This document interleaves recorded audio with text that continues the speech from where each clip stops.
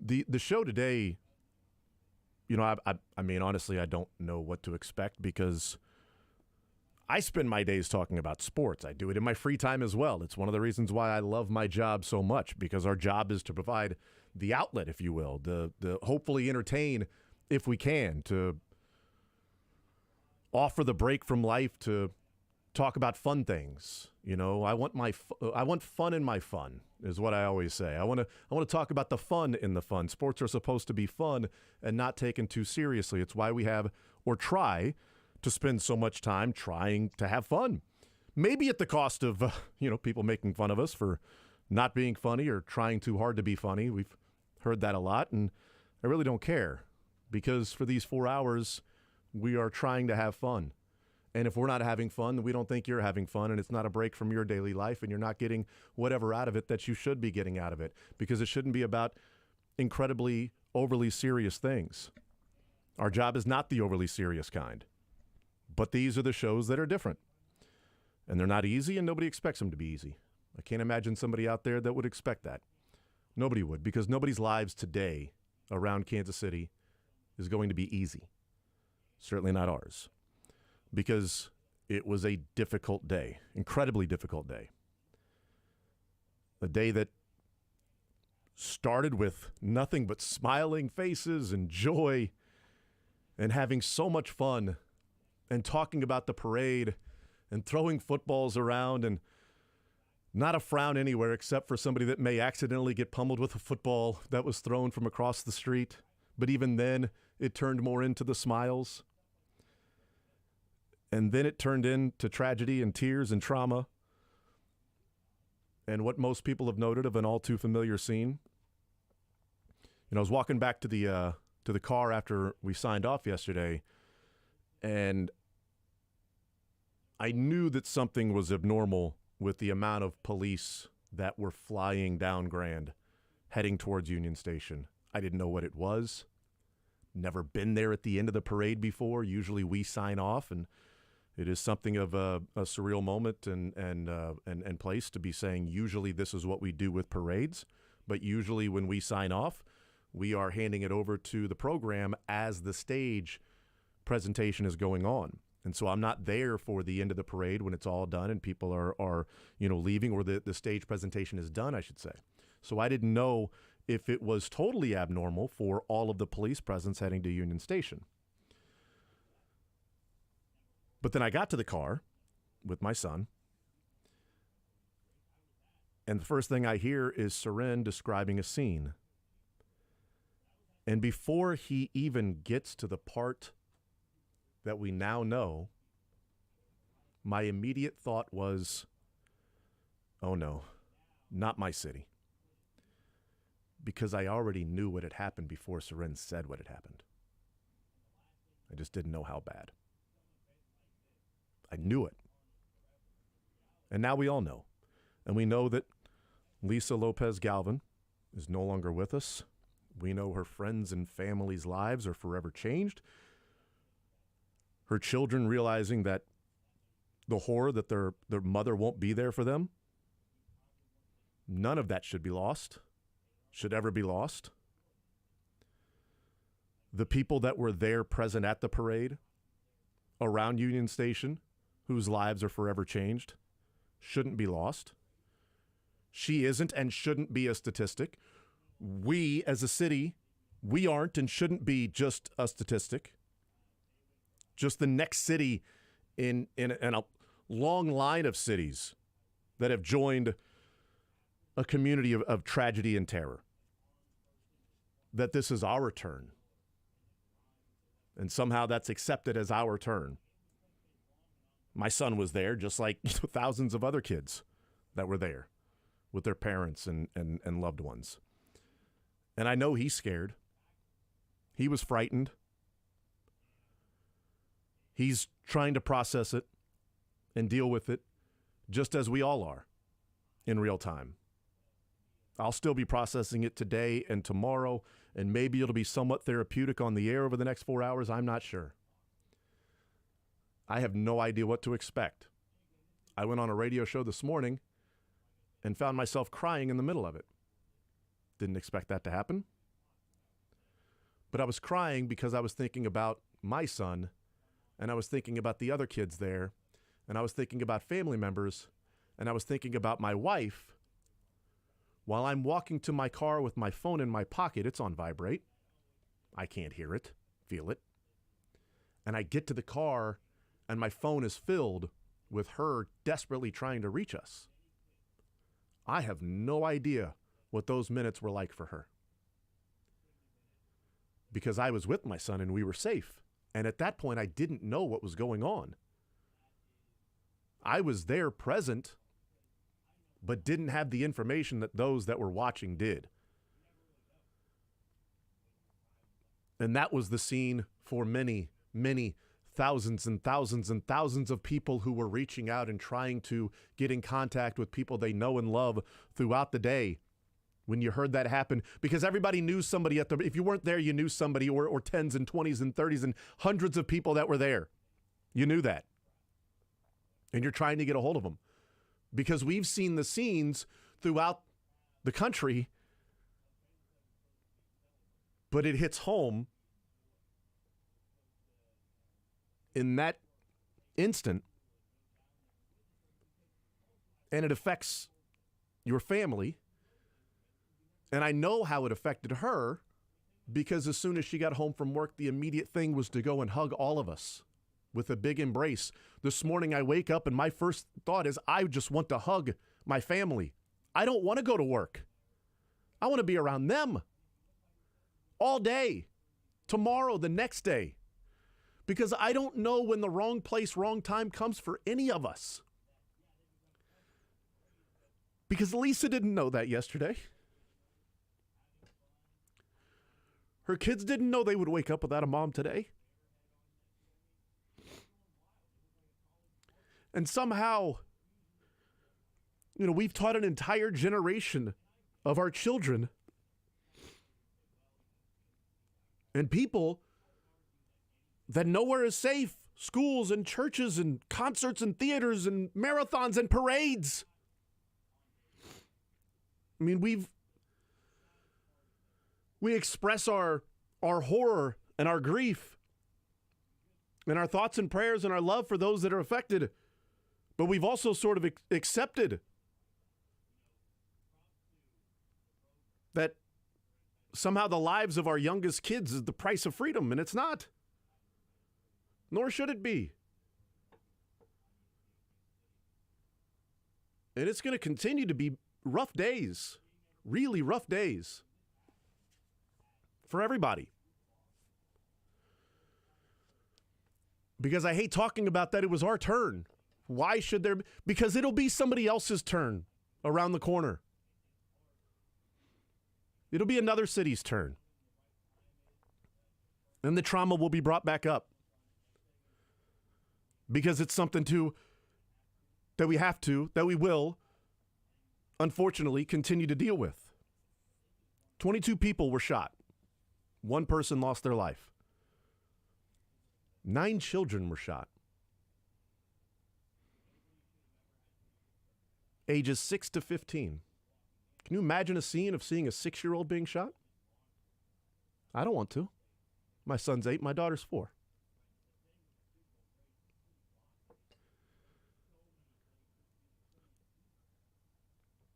Eight people with immediate life-threatening injuries yesterday after being shot. 7 with life-threatening injuries. And we watch a parade become a real-life military operation. We watch the escalation from active shooter drills by police and law enforcement to active shooter protocol, to mass casualty protocol. Children's Mercy Hospital nurse yesterday holding the press conference saying they enacted the mass casualty protocol at Children's Mercy.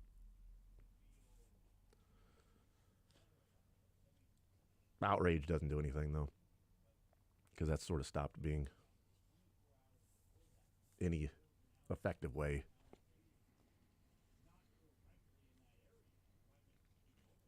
I mean, I'm very, very glad that I wasn't near Union Station.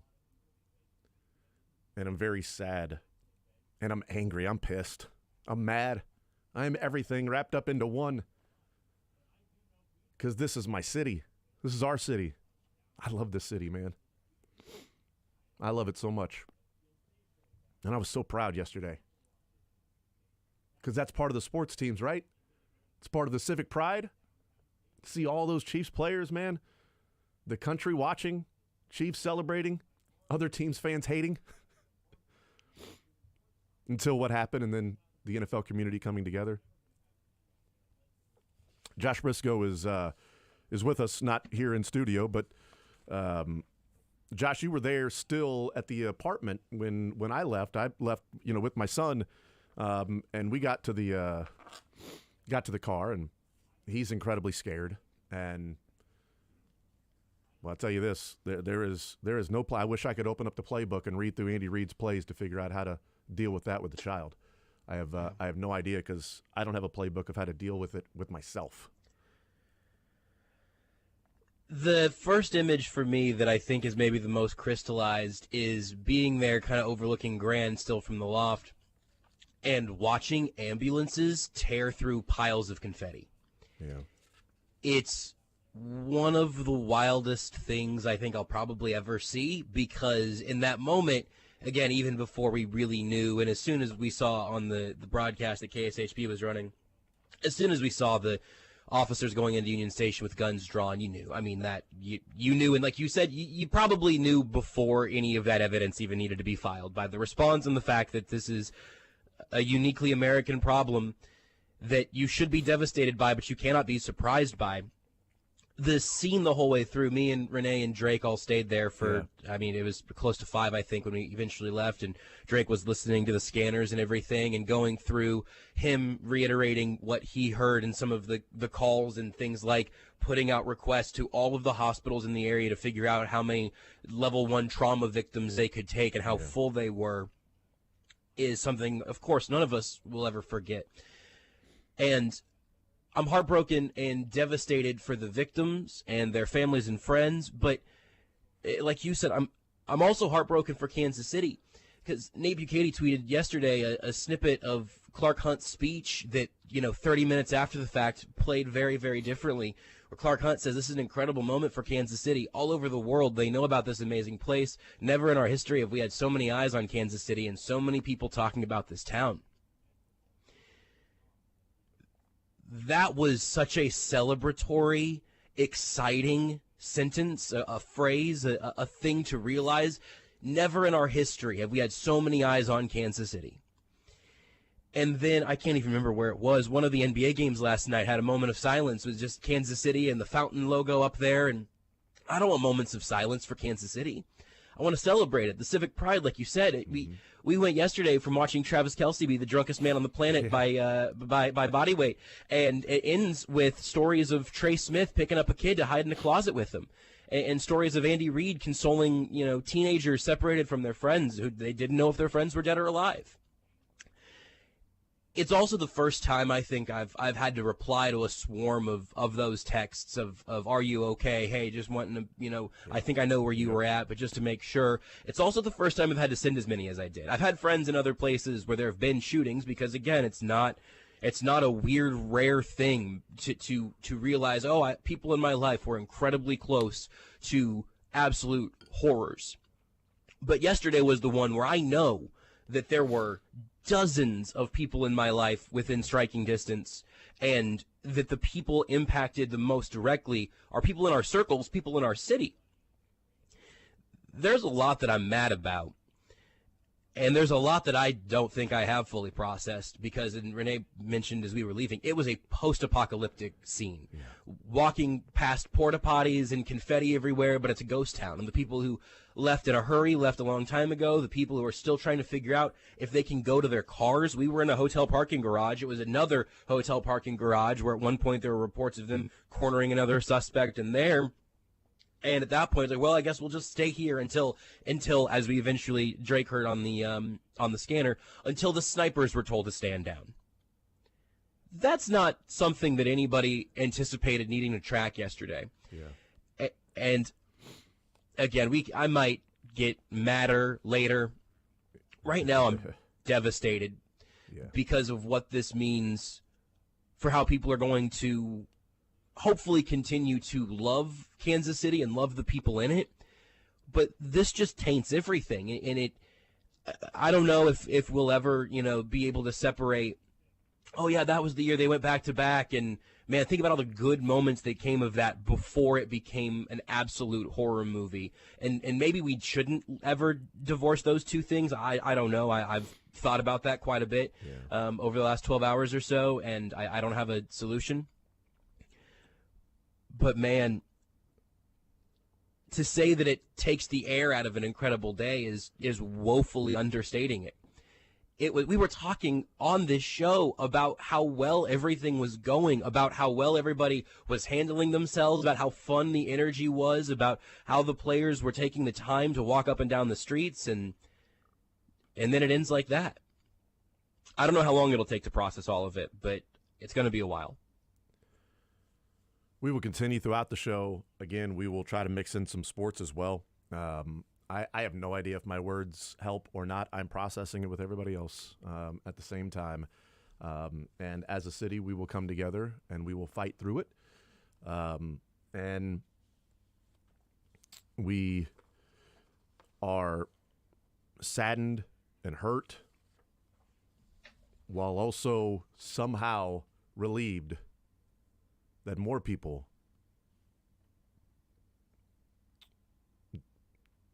didn't lose their life. We're relieved that, thank goodness, the 9 children that were shot, all of them look to make a recovery. Yeah. And I will not use the word full recovery because full recovery is only used in the sense of your body. There is no such thing as a full recovery for those children. We'll hear from the KCBD, Kansas City Police Department, their press conference coming up next.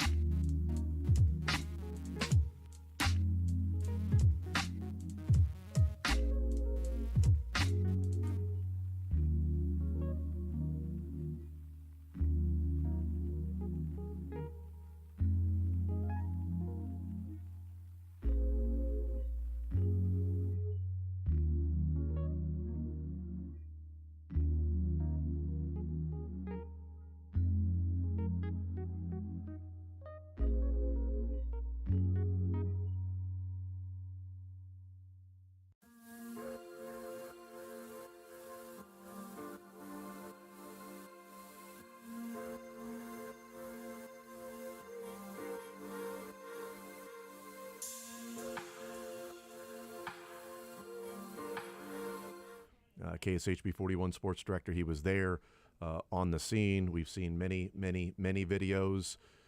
Police encouraging those that have cell phone videos, whatever the videos are, to send them so that they can help piece everything together. You never know, if your video, you may not think something is relevant, but it might be a piece of information that's somewhere in the background, or something that you are looking at and not even realizing is something that that they may be looking for. I don't know.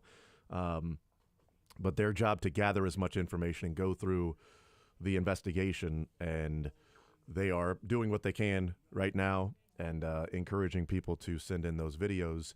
KCPD will have a press conference. When they have that, when they start that press conference, we will listen in for the latest update on those things, latest update on what is going on.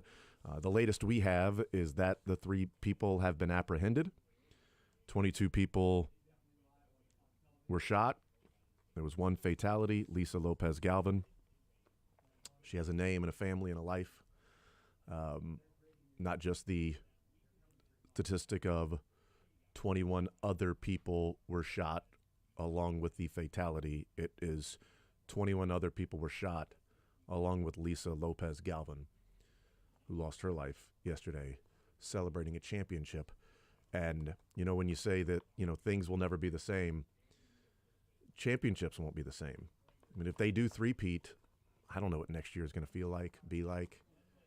Maybe it'll be therapeutic. Maybe it'll be traumatic. I don't know. But I know there's a part of me that looks back and goes, man, I wish the Chiefs wouldn't have won. Because I can't help but think that.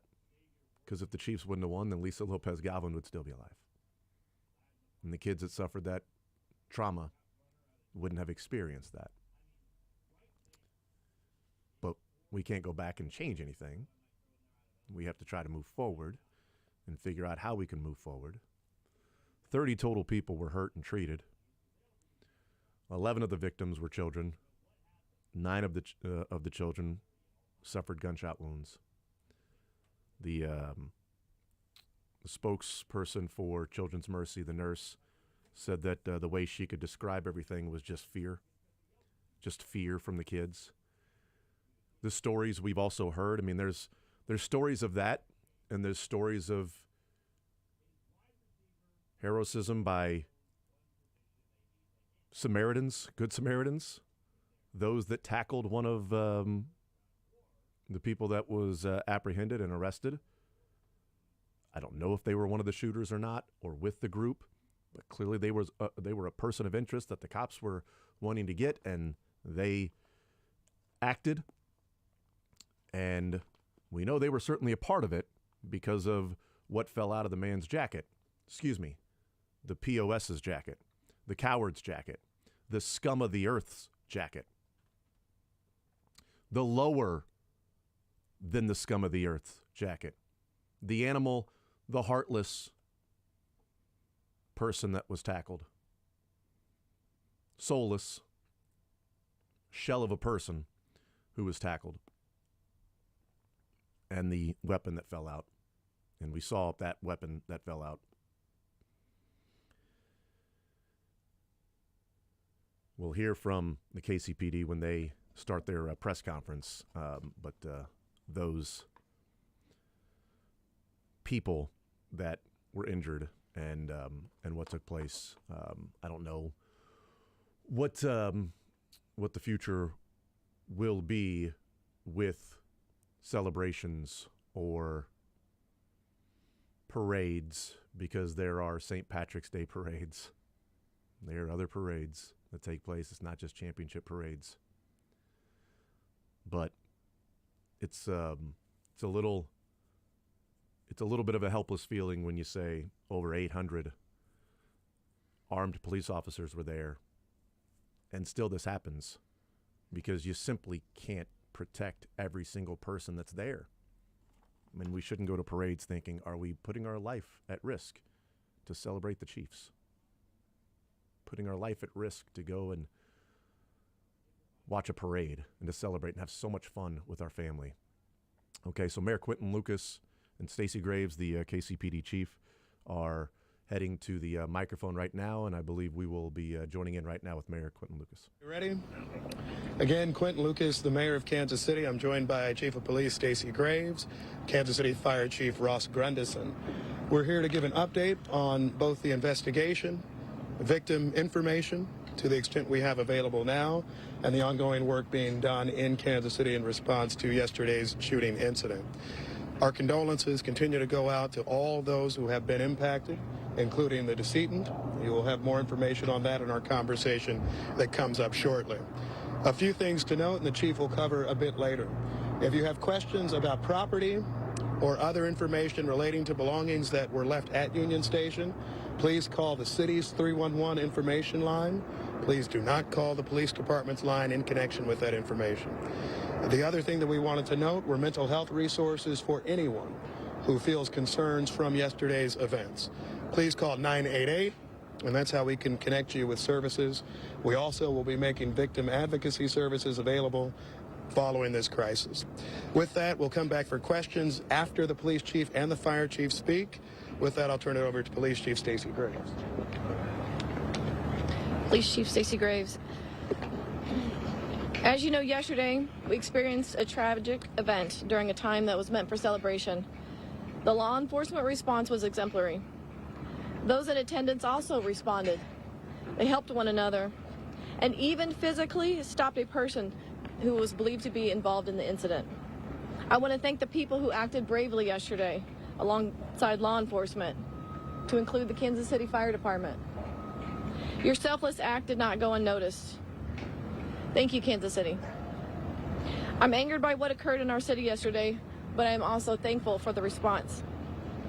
Members of the Kansas City, Missouri Police Department, the Kansas City Fire Department, city officials, federal partners, and many others have worked around the clock investigating this incident.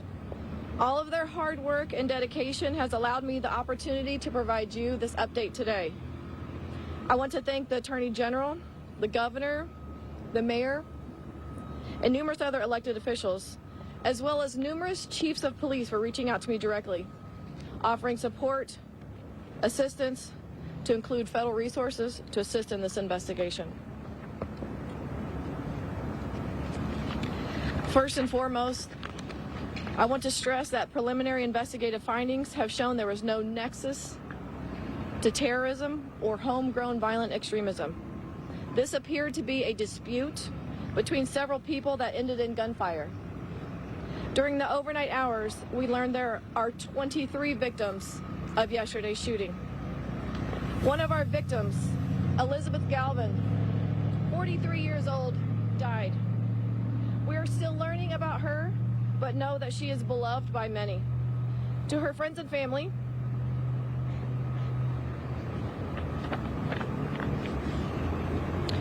we are with you, and we are working tirelessly to investigate her murder. The 22 victims' age range between 8 years old and 47 years old. At least half of our victims are under the age of 16. As mentioned yesterday, we have subjects detained, 2 of which are juveniles.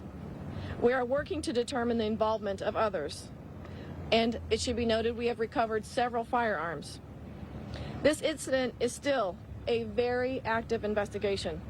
We ask anyone in the vicinity of the shooting that directly witnessed the shooting incident, has any video of the shooting incident, or is a victim of the shooting who has not yet reported to police, please call this dedicated line, 816-413-3477. I know there are many more questions that you all want answers to that I may not have answered just yet. It's critical that we protect the integrity of this case so that we can bring justice to the victims, their families, and everyone else involved. It should also be noted we are also working closely with our Jackson County Prosecutor's Office. Chief, not yet. We're going to pass this on to Chief Grundison from the Fire Department.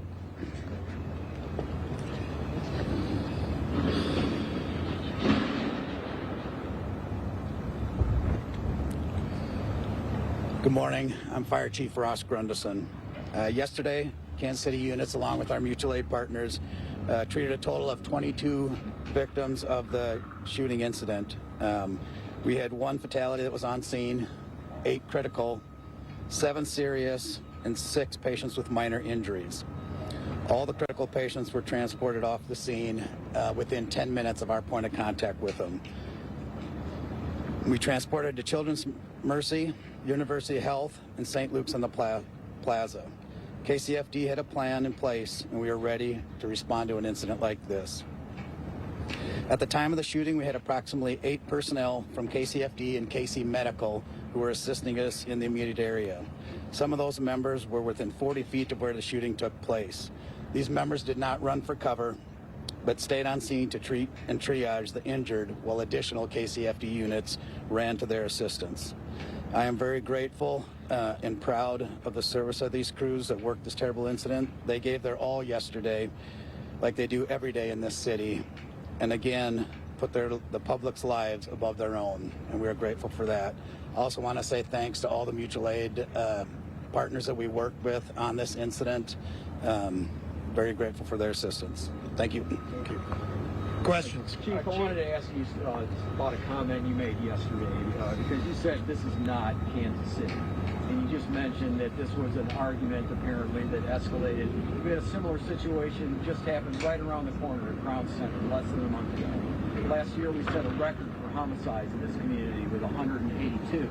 So isn't gun violence, in fact, very much a part of what we face here in Kansas City routinely? We do face gun violence here in Kansas City, but my note of this is not Kansas City is in we had likely 1 million people down in and around this celebration. To have the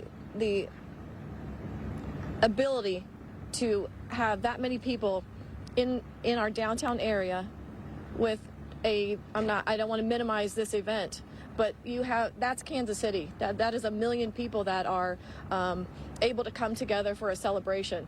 Again, you have just a handful, or I don't have a specific number of actors in this that perpetrated the violence that played out.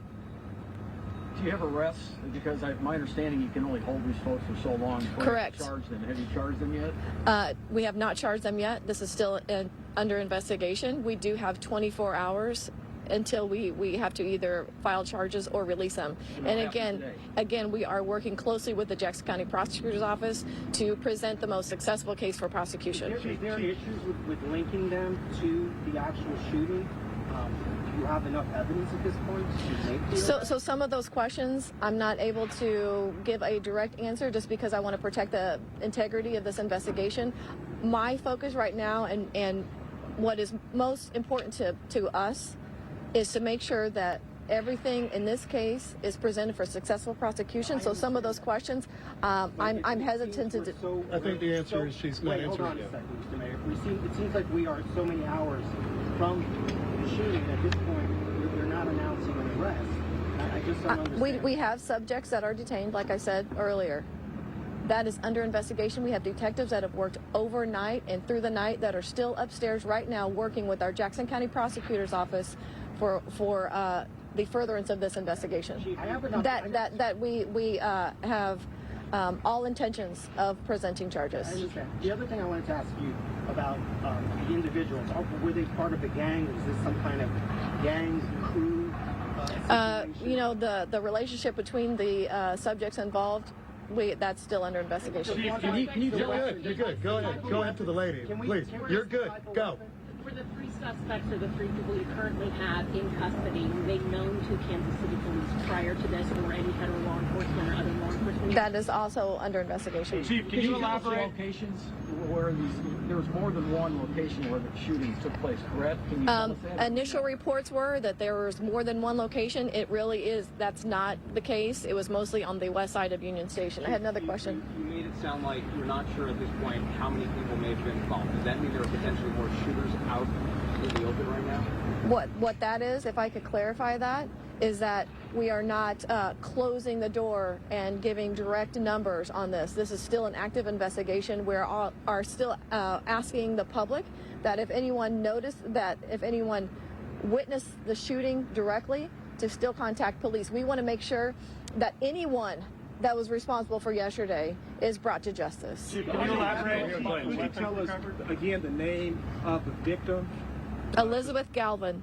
And how old is she? She's 43. 43 years old. Okay, and where and what exact time did the shooting was? When was that reported, and where exactly did it happen? It was approximately, I believe, maybe 1:50 p.m. I'm not completely sure on exactly when the shots were fired, but it was at the conclusion of the celebration rally. Yes, sir. Chief, can you elaborate at all on the firearms that were recovered on the scene?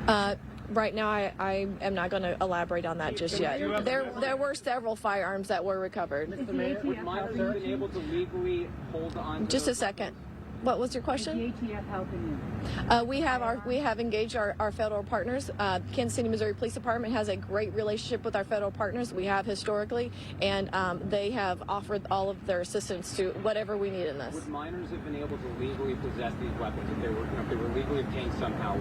Would a minor be able to have that weapon in public? Minors should not be in possession of weapons. Have them in public? One of the weapons. We'll save that. Yeah. Go ahead. I was watching local news. You were talking about high-powered weapon. Yep. Juveniles. Yep. People shouldn't have. Is that something that was a high-powered weapon used in this incident? I think the chief explained right now there's still an investigation as to the firearms. Firearms have been retrieved, and then we'll learn more about it. To the extent that I was speaking towards it, it was from listening to sounds of gunfire, both in person and certainly in connection with what I have since seen in video as well. But we'll have all that information as soon as possible. That's being investigated with the firearms. One second, go ahead. I know you haven't said so, but there have been some pictures shown of like an AR or something to that effect. If there's a long weapon, wouldn't that be something that you have hundreds of police officers there? Wouldn't that be something they would potentially be able to spot before it's even used? I think our police officers did an outstanding job yesterday. I'm not here to second guess any part of that work. I know that we will review this situation like we do any other incident to make sure that we can keep the people of Kansas City safe at future times. Yes? A question about the victims that were hospitalized. Do we have an update on how many were discharged, specifically the 9 gunshot wound victims that were children? I don't have that information. We don't have the updates on the conditions of the children that were hospitalized. Chief, were there additional shootings that happened near or around the rally? I didn't hear you. Were there any additional shootings that took place before or around the rally point? Yesterday, it was mentioned that there was a shooting in and around 27th and Gillum, that area. And we were also asked if that had anything to do with this shooting. Right now, we don't have any information that those are related, but that's under investigation. Was there a consideration of having metal detectors? Understood. Chief Mayor, would you do another parade next year if the Chiefs win? I'll just do the parade point, and then we do it. Again, if the Chiefs win, would you hold another parade? Because I've talked to people that said they wouldn't come Here's back. the thing. We have a plan for a St. Patrick's Day parade in Kansas City. We have parades all the time. I don't think they'll end. Certainly, we recognize the public safety challenges at issue that relate to them. This is why we have detectives right now who are doing important work to make sure that people who committed these offenses are brought to justice.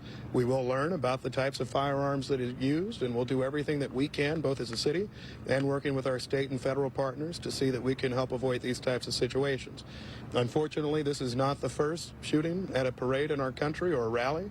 That is certainly a tragic incident for us because we don't have experience with them. You asked the chief at the outset, is this Kansas City? Well, we've had parades like this before. We had one last year without this type of incident. We had a Kansas City Royals victory parade where we had almost no arrests in 2015. So I don't think in any way that this is Kansas City.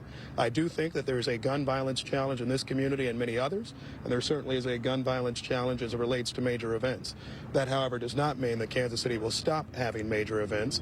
We will do all we can to make sure people are safe, and that's why I think you're seeing so many people at KCPD and the Kansas City Fire Department doing work to address that. Thank you all so much. We're good for you.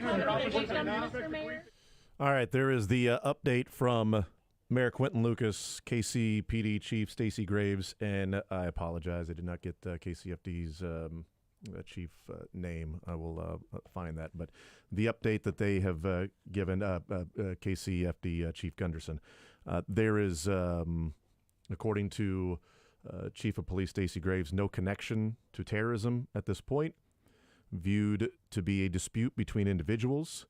The relationship of the individuals is still under investigation. The weapons used not being made public, still under investigation. 2 of the individuals detained are juveniles. No charges have been brought yet. They have 24 hours to bring charges. Chief Graves said that they are working closely with Jackson County prosecutors, and they have all intentions of bringing charges against the 3 individuals who have been detained.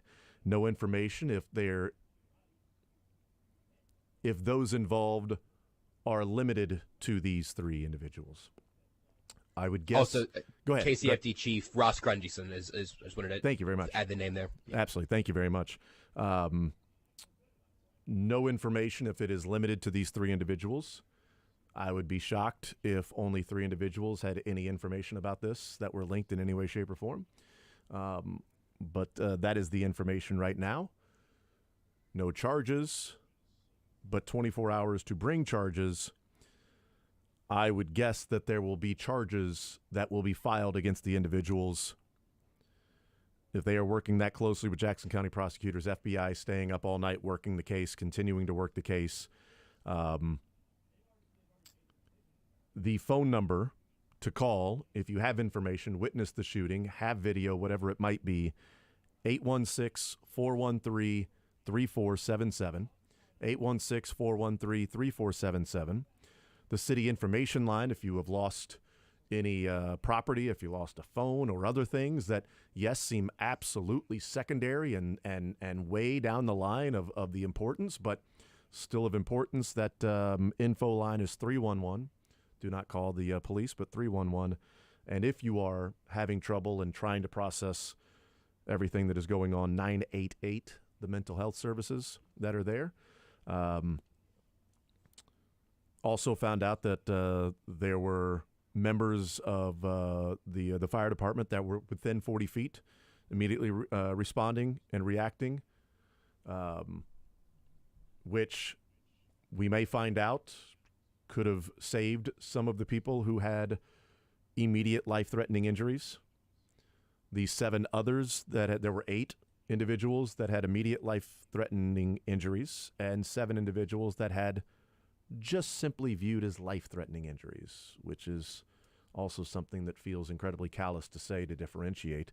But life-threatening injuries, that's 15 of the victims, and many citizens helping, those that may be nurses or just simply people, and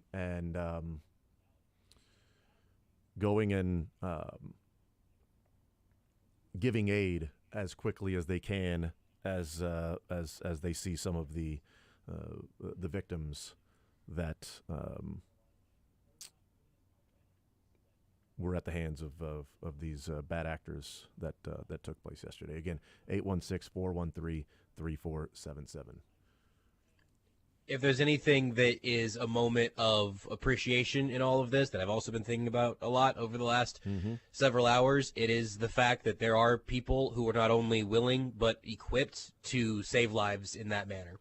The KC Fire Department and then the hospitals that the victims eventually ended up at. The University Health, formerly Truman Medical Center, I ended up at their other location for all of my health emergency stuff a couple of years ago, and there is a miraculous quality to that is so hard to wrap your head around in terms of at any other point in history, back, 50 years ago or any point before that, who knows if there's any bringing these people back from that brink. And that I, again, am filled with a large conflict of emotions, of sadness and anger, and some amount of hope and certainly love for those people who were able to save lives in those moments.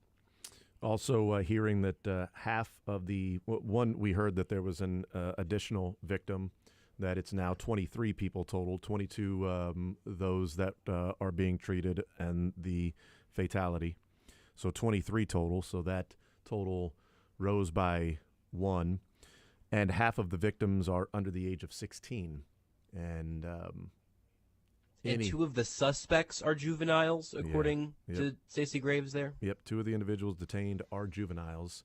and a lot more information to try to find out in this entire situation. And Lisa Lopez Galvin, 43 years old. I am 43 years old.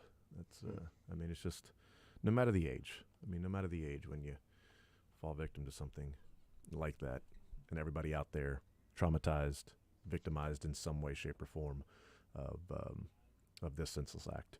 We will take a break. We'll come back as the show progresses. We will try to mix in a little sports along the way. We'll see how we do with that. More Zone next.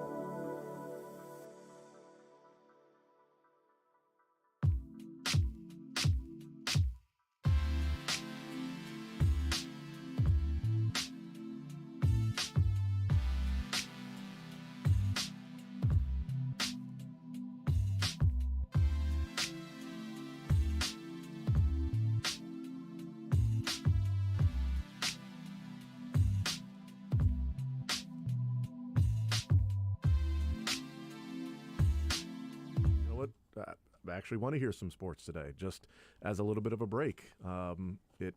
It feels so inconsequential to talk about whether Chris Jones was serious at the on stage of saying he is never leaving, not next year, the year after that, the year after that, the year after that. So he's going to be a 40-year-old playing for the Chiefs, whether the organization likes it or not.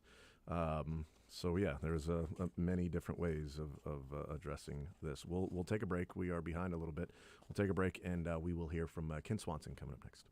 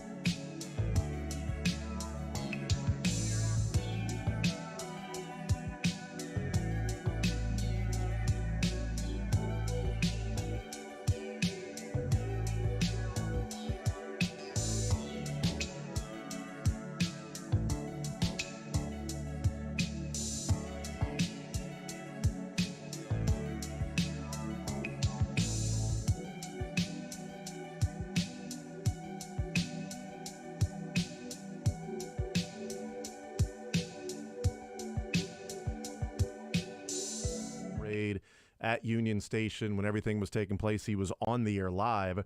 There's video out there of him on the set when everything is happening and, talking through as well. We think there might be an incident. So definitely want to get Mick Schaefer's thoughts on this as someone who was on the air, following it, covering it, and someone who is a Kansas Citian and just simply a person. We're joined now by Kent Swanson, KC Sports Network, KC Laboratory Podcast. Kent, welcome into the show. I would ask how you doing, but I'm assuming it's sort of the same as most of us are doing today. Yeah, absolutely. Still processing everything. It's been such a whirlwind 24 hours, and the highs and the lows. It's been so much to try to process. I do want to start by saying I love you both. Feels like this was at a time where you just make sure, you guys know. And I think we should all be doing a little bit more of that today. Mm-hmm. So I do love both of you. So. Right back at you, bud. Love you and me as well, Kent. Love you, buddy. Definitely.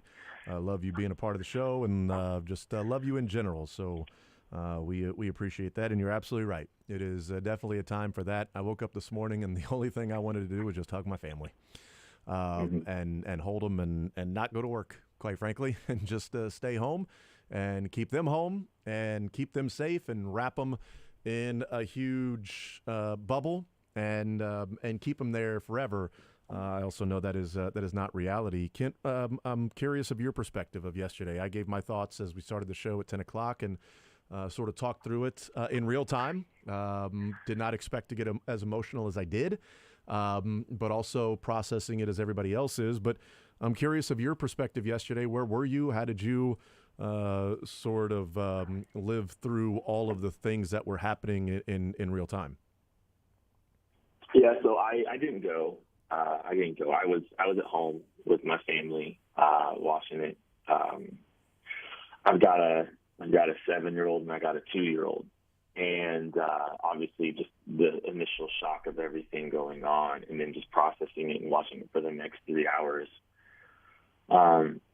It was a little bit surreal and a little bit weird watching my 2-year-old just kind of run around acting like nothing's going on because they don't have any clue, right? Yeah. And it just continued to remind me of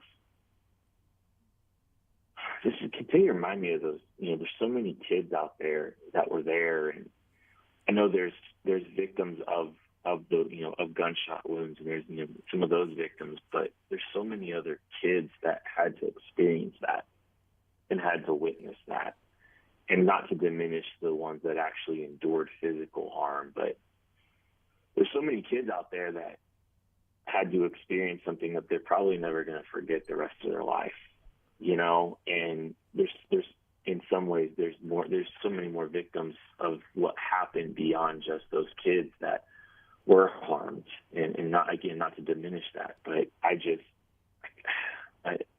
that's so many children that are gonna and adults too. Yeah. People I care about are gonna have to endure what they experience and the looks on the faces and the chaos that ensued. They're gonna live with that the rest of their life, and that's so hard. Yes, I mean, my son did not see anything. We were down at the parade. I have an 8-year-old. We were down at the parade, and we were located just south of 20th Street. We were in the Western Auto Lofts, and so when we left the lofts, we were walking north. So we were walking opposite of where all of the police were heading. All the law enforcement were heading in the other direction, and something certainly felt abnormal. I didn't think anything of it, and my son was like, "Wow, look at all these police cars, and they're going so fast," and people were videoing it and everything. I knew something was abnormal at that point, but processing it and watching my son try to process it, last night is the first time that I saw like real fear on his face, right? As maybe he's going through it and watching it, but then last night, like I could tell like how scared he was. And one of my biggest fears in life, and boy, there's a lot of those, especially with children, right? We've all been through the anxiety that overtakes us and overwhelms us at times with our children, is, as he gets older, that innocence being lost, the innocence of children, which is so refreshing to see how they live life, how they go through life, and just sort of whimsically taking in the day. And there was a lot of innocence lost yesterday, a lot of innocence lost from children there, and especially when you hear age ranges at Children's Mercy with last night's press conference of ages 6 to 15 that suffered gunshot wounds. Like that, one of the things I said, Kent, earlier in the show was, they've said that the kids will make a full recovery. I don't think that's possible. That's a physical full recovery physically. There's no way there's a full recovery from this because there's no way to go back before this happened and reinstall what life was like and how they viewed life. And any of the kids that were there and saw the running and the panic and the fear and the crying and people that were in Union Station and all of that, there's no way to go back and then restitch and somehow find a way to rebuild what was fractured. Like those cracks, those fissures, then scars will be there for forever. Yeah, and I think that's the thing that's just it's heartbreaking is that, you said your child wasn't even close, necessarily close to what was going on, and here we are. We're gonna have kids that, just had to, just even learn about what happened. My kid learned about what happened. He didn't even watch much of the coverage, but he knows what happens. And there's some level of, there's conversations that have to be had with him. There's so many kids that this touched, especially something that is so at the core of childhood with sports. Something that, so many kids just, gravitate towards something very important to them, and something that helps us teach kids civic pride from something that is just, it's such a crucial day for our city, and now it's just been it's going to be tainted. And honestly, it's going to be, it's going to be tainted forever. The Chiefs three-peat, no one's going to look at that moment the same. There's something that's been removed from everybody when it comes to the joy of winning a title. There's going to be a reminder of something horrific that happened associated with this, and not just for us. I mean, it's for people that were there. It's for people that watched it unfold on TV.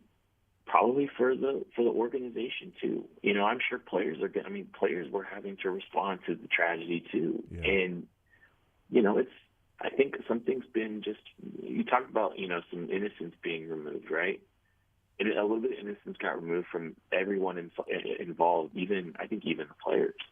Yeah. From just the perspective of enjoying life, watching a parade, and just simply being present in how much joy that is brought to the city and the civic pride that's there, that obviously turned tragic because of people who do not value other people's lives, that do not value whether it's their own life or don't have the capacity, whether that be mentally or empathetically, to value somebody else's life and not just see them as some other object, but know that there are family members, there are parents and friends, there's an entire life lived and experiences of this particular person that's walking around, and to be so cavalier with that is it is something that I will never be able to grasp of the evil that exists in some people, and the way that they will not and maybe cannot view other people as a living human being and understand what even their perspective may be. And go ahead. Well, and I just wanted to add to that because it's so true, like everything you're saying, and I want to be very careful when I say this because I do not want to diminish any actions that have been that have occurred. Mm-hmm. But one of the things that is heartbreaking to me, on top of everything that we've talked through here, one of the other heartbreaking pieces of this is that two of the suspects are juveniles. Yeah. And we talk about, some innocence being removed from, so many people, and the consequences of those actions will be dire. But those are two children that have been failed too, that had probably a lot removed from them too. And I'm heartbroken for that it was two juveniles too that committed this awful atrocity. It's just that's another piece of this that just broke my heart when I read that too, because man, I mean, those are kids, man, and I don't want to diminish anything that they did, but that's so equally heartbreaking that two kids were driven to that as well. No, it's true. I mean, there's so many different heartbreaking and parts of this, and I'll tell you this, man. My emotions have just spanned the entire gamut of yesterday, and that, and I'm still going through the anger and mad and sad and hurt and pissed and frustrated and all of the things that people have been sort of grappling with by the minute of yesterday. And hearing Mayor Quentin Lucas say, no, there will be a parade. The St. Patrick's Day parade, there will be a parade. Because, I mean, you don't want this to be where then nobody wants to leave the house. Everybody you stay inside and you become a recluse because of being afraid of being at the wrong place at the wrong time. Like, you still have to try to live your life. And like in a month, in March of last year is when, we took our family to Disney World. I have no idea what Disney World would be like if we were going a month from now, and how my kids would be able to process large groups of people walking around knowing what just took place right now. Like, when's the next time those that were there at Union Station will be around a large group of people again? I have no idea, and I don't know how soon I would want to be. So. Yeah, man, I don't blame you. Yeah. I don't blame you, and time will obviously heal some of this, but there's always going to be something associated with this for a lot of people, and that's why I just said there's so many people that are not going to look at some of these things the same, and that's just so sad. It's awful. We acknowledge that sports seems incredibly inconsequential. In fact, last night, I've been looking forward to all the mic'd up stuff. And last night, I didn't watch The Turning Point. I didn't watch the things that come out. And I watched on Tuesday night the Inside the NFL mic'd up. I watched that. But last night, more of the mic'd up and the Turning Point and things like that. I didn't watch any of that stuff. In fact, I was so emotionally drained, I think I fell asleep at like 8:45. And I'm somebody that usually goes to sleep around 11. But that just wasn't happening last night. So acknowledging the inconsequential nature of sports, we also offer an outlet from time to time from those in real life. So I do want to get your thoughts on a couple of things. We know the Chiefs win the Super Bowl. They are back-to-back champions. There is no debating if it's a dynasty. Honestly, one of the bigger storylines that would have come from the parade if it wasn't for what took place mere minutes after Chris Jones said, people that want Chris Jones gone, too bad. I'm going to be here next year and the next year and the next year and the next year and the next year.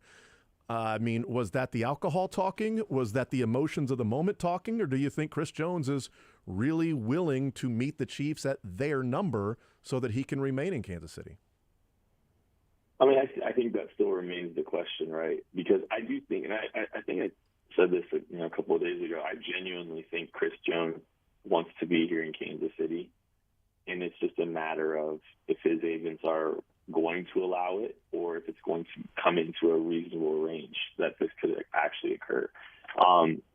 I think what I am so fascinated by is I don't know what Chris Jones' market's going to be. And not to say that there isn't a market, but I don't know if the expectations of his age, his group, are actually going to, I don't know if they have a realistic pulse on the market. That's the word I was thinking of. Realistic and reasonable were the two words that came to mind. Yeah. I said, I don't know that they have a realistic or reasonable understanding of what the market should be for Chris Jones. And that's their job. And candidly, I think they deserve every bit of criticism that they've received over the last 12 months because Chris Jones held out and really didn't make any more money.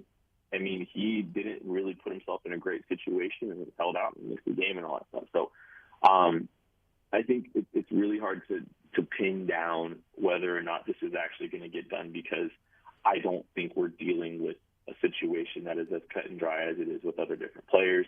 There's nuance to this, and it really falls on whether or not this group of agents is going to do a good job for Chris Jones and help Chris Jones do what he wants. I do think the sentiment from Chris is real, though. I genuinely believe he very badly wants to be back, very badly wants to be a Chief. And whether or not that does, I don't even know, entirely falls on him. Yeah, I mean, in theory, it should fall on him because the agents work for him. But I do understand. But there's also the part of it, maybe the NFLPA saying, "Now you can't accept less than this. Like, come on, you're helping set the market for some of these other guys that are out there." And I just I do wonder, like, is there a world, Kent, where the Chiefs find a way to bring back Chris Jones and L'Jarius Sneed? Yeah, I do. I genuinely think that there is a way, and I think the Chiefs have been on the lower side of the cash spending in recent years. I don't think they spent a ton of money. It didn't seem like they had a ton of cash spending last year, so they might have, a reserve to be able to be a little bit more aggressive in that regard. You could sign Chris Jones to an extension, have a lower year one number, and tag L'Jarius Sneed, for instance. I think, for 2024, I think there's realistic scenarios where both of those guys, wind up Chiefs. I could see the Chiefs trying to go with a 3-year deal for L'Jarius Sneed too. Don't get me wrong, but I think at least for 2024, there's a very realistic scenario where both of them are back.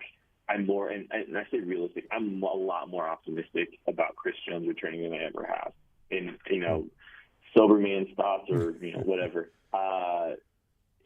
You could tell the emotion around being a Chief. And I think watching him cry before every playoff game, I'm assuming knowing it could be his last, I think there's something there. So I do think I'm more optimistic that this could happen than I ever have been. Yeah, that sounded somebody who was pretty serious about, I'm not going anywhere. And at that point, it would be not literally, but figuratively, put your money where your mouth is, and maybe taking money away from where your mouth is in order to sign the contract that it may take to be a Kansas City Chief moving forward.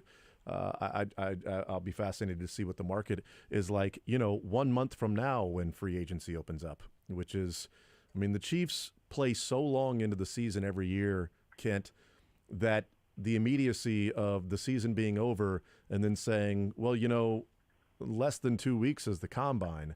Literally next week is the week off. This week we're talking Super Bowl, and today we're talking other things, but next week will not be an event for the NFL. And the week after that will be the combine. And then March 5th will be the franchise tag deadline. And then we'll be on into, 9 days after that will be the league year that'll happen. So I don't know what the market will be like for Chris Jones, but he certainly sounded like he was intent on returning. I did enjoy. Was it your tweet that said? Because I think the story coming out of the rally would also be Travis Kelce. And the fun he had during the parade. Was it your tweet that said Travis Kelce yells to the crowd, "Sing along if you know the song," and then takes his phone out to read the lyrics because he didn't know the song? Yeah, he had. I thought that was one of the funniest moments ever. There's no rhythm at all to it, and you hear the PA trying to put the song on. Like, they switch the songs, he tells them to shut it off, and then they try to put Friends in Low Places on it. It was just like a discombobulated mess, and nobody cared. I think the other thing is, like, Patrick Mahomes is, like, doing everything he can to hold both Travis Kelce and Chris Jones onto the stage. So many people are just, like, holding them back to keep them from falling off. I mean, Travis, like, the Travis moment is that there wasn't a Travis moment because Travis was too deep into a bottle of Don Julio. That's true. I really wish he would have got through that song and the lyrics. That I don't know. Did he and Taylor sit down and write the lyrics together? Did they practice it together? Was it supposed to be a duet? Like, I don't know what some of the details are from that. But I'll tell you this: if they have children, the musical talents would be coming from her. If they ever have offspring, the athletic talent certainly from the Kelce side, but if there's any musical ambitious, children, it would be from the Swift side of that family. Last one for you, Kent. as we head on into the offseason, what do you find to be a bigger priority for this team? Bringing back the key members of the defense, whether it be Jones or Snead or both, or addressing first and foremost the skill position players on offense? I think it's the defensive side of the ball. And I know that sounds crazy for us hammering receiver and talking about receiver and spending an entire summer last year talking about receiver. Like, that was the big storyline, I think, for everyone covering this team. And yes, it was still a problem. It absolutely was still a problem, and it made things a little bit more difficult than it needed to be. But I do like the outlook of this team being able to acquire a difference maker in the draft at the receiver position. And I think the idea of keeping that defense together as best as you possibly can to pair with an improved offense. And I don't think the offense was too far off. I think they needed a little bit more. And if they had a little bit more, a lot would change. So if that's the case, you keep everything together on defense, have one of the best defenses in football, and you give Patrick Mahomes just a little bit more to be able to to do his thing. I think this could be one of the best teams in Chiefs history. I genuinely believe that. I think the team that wins, that could achieve the 3P, is going to be better than this version of this team, and maybe even last year's. Yeah, that's what's encouraging about next year, is that last year was a rebuilding year, this year was a down year. Hopefully next year is they're the best team in the NFL year, and we'll find out. It doesn't mean they'll win it, because 2020 they were the best team in the NFL, and they had injuries ravage that offensive line and too much to overcome in the Super Bowl. But we'll see. Kent Swanson, KC Sports Network, KC Laboratory Podcast. Kent, thank you for the time and your perspective as well, and joining us a little bit on this difficult day, and even for 5 minutes giving us a break and talking some sports. Thank you. Yep, anytime, my friend. All right, there's Kent Swanson, KC Sports Network, KC Laboratory Podcast. I meant to bring up the pre-order for the draft guide that is out there, which I'll let you know now, which is a resource that to me is invaluable. I love the KCSN draft guide. We use it all the time. And so that pre-order, I believe, is out there. And then eventually that draft guide will be released, and it'll be something that we'll be looking at and talking about as draft day arrives. We'll take a time out. We'll come back. We'll continue rolling. Adam Teicher will be our guest coming up at noon. We'll talk about his perspective, and we will also have a break from the news of the day and the tragic events of yesterday, and talk some sports with Adam Teicher. We'll take a time out. We'll come back. Todd Lebo hangs out with us for a little bit. More Zone next.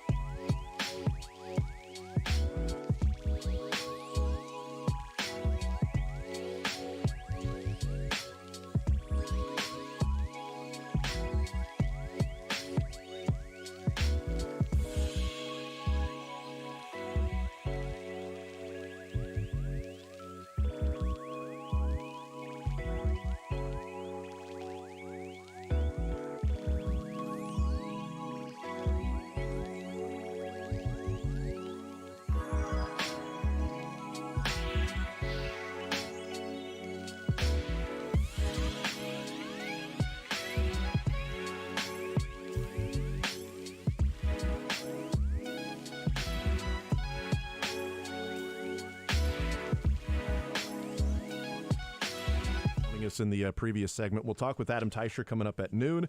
And then Mick Schaefer will join us in the 1 o'clock hour. Typically on a Friday we talk with Mick, but we will be talking with Mick today at 1 o'clock and getting his thoughts and perspective on what took place yesterday. The man who joins us here in studio right now is somebody that you probably heard a couple of times on the station with his perspective of what took place. I will tell you, Todd, that, boy, one of the maybe most difficult things that can happen in our particular profession is what Seren and Curtis and Adam and you were going through and doing on the air in real time to try to put out the information as best you can, to try to make sure that information you're disseminating is actually true, all while still tough stuff. Holding a conversation about what's taken place while not knowing all the information. That is not easy to do, and I thought you guys, the four of you and whoever else involved, handled it as brilliantly as you can. It was incredibly difficult, but I didn't turn it off because, I wanted to know what's going on. And you guys, your perspective, his perspective, Curtis's, Adam's. Obviously a devastatingly tragic day in Kansas City that, literally turned in seconds from a crazy party, where you guys were broadcasting over at 21st Street. About 21st, because it was just south of 20th. And 21st in Grand with the parade going by. And, Bethany and I had spent our time across the street, up at 15th in Grand. And people were having so much fun.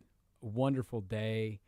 And, the parade was slow moving enough that once the parade passed us at 15th in Grand, we walked all the way to Union Station. Yeah.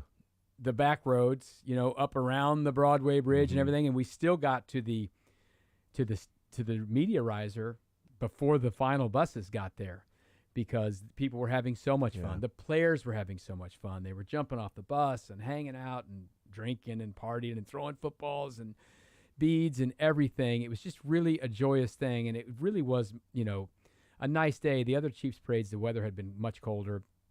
Not nearly as much fun for the fans there. They all had fun, but not like yesterday. It was players running around shirtless yesterday. Nobody was doing that last year or 4 years ago.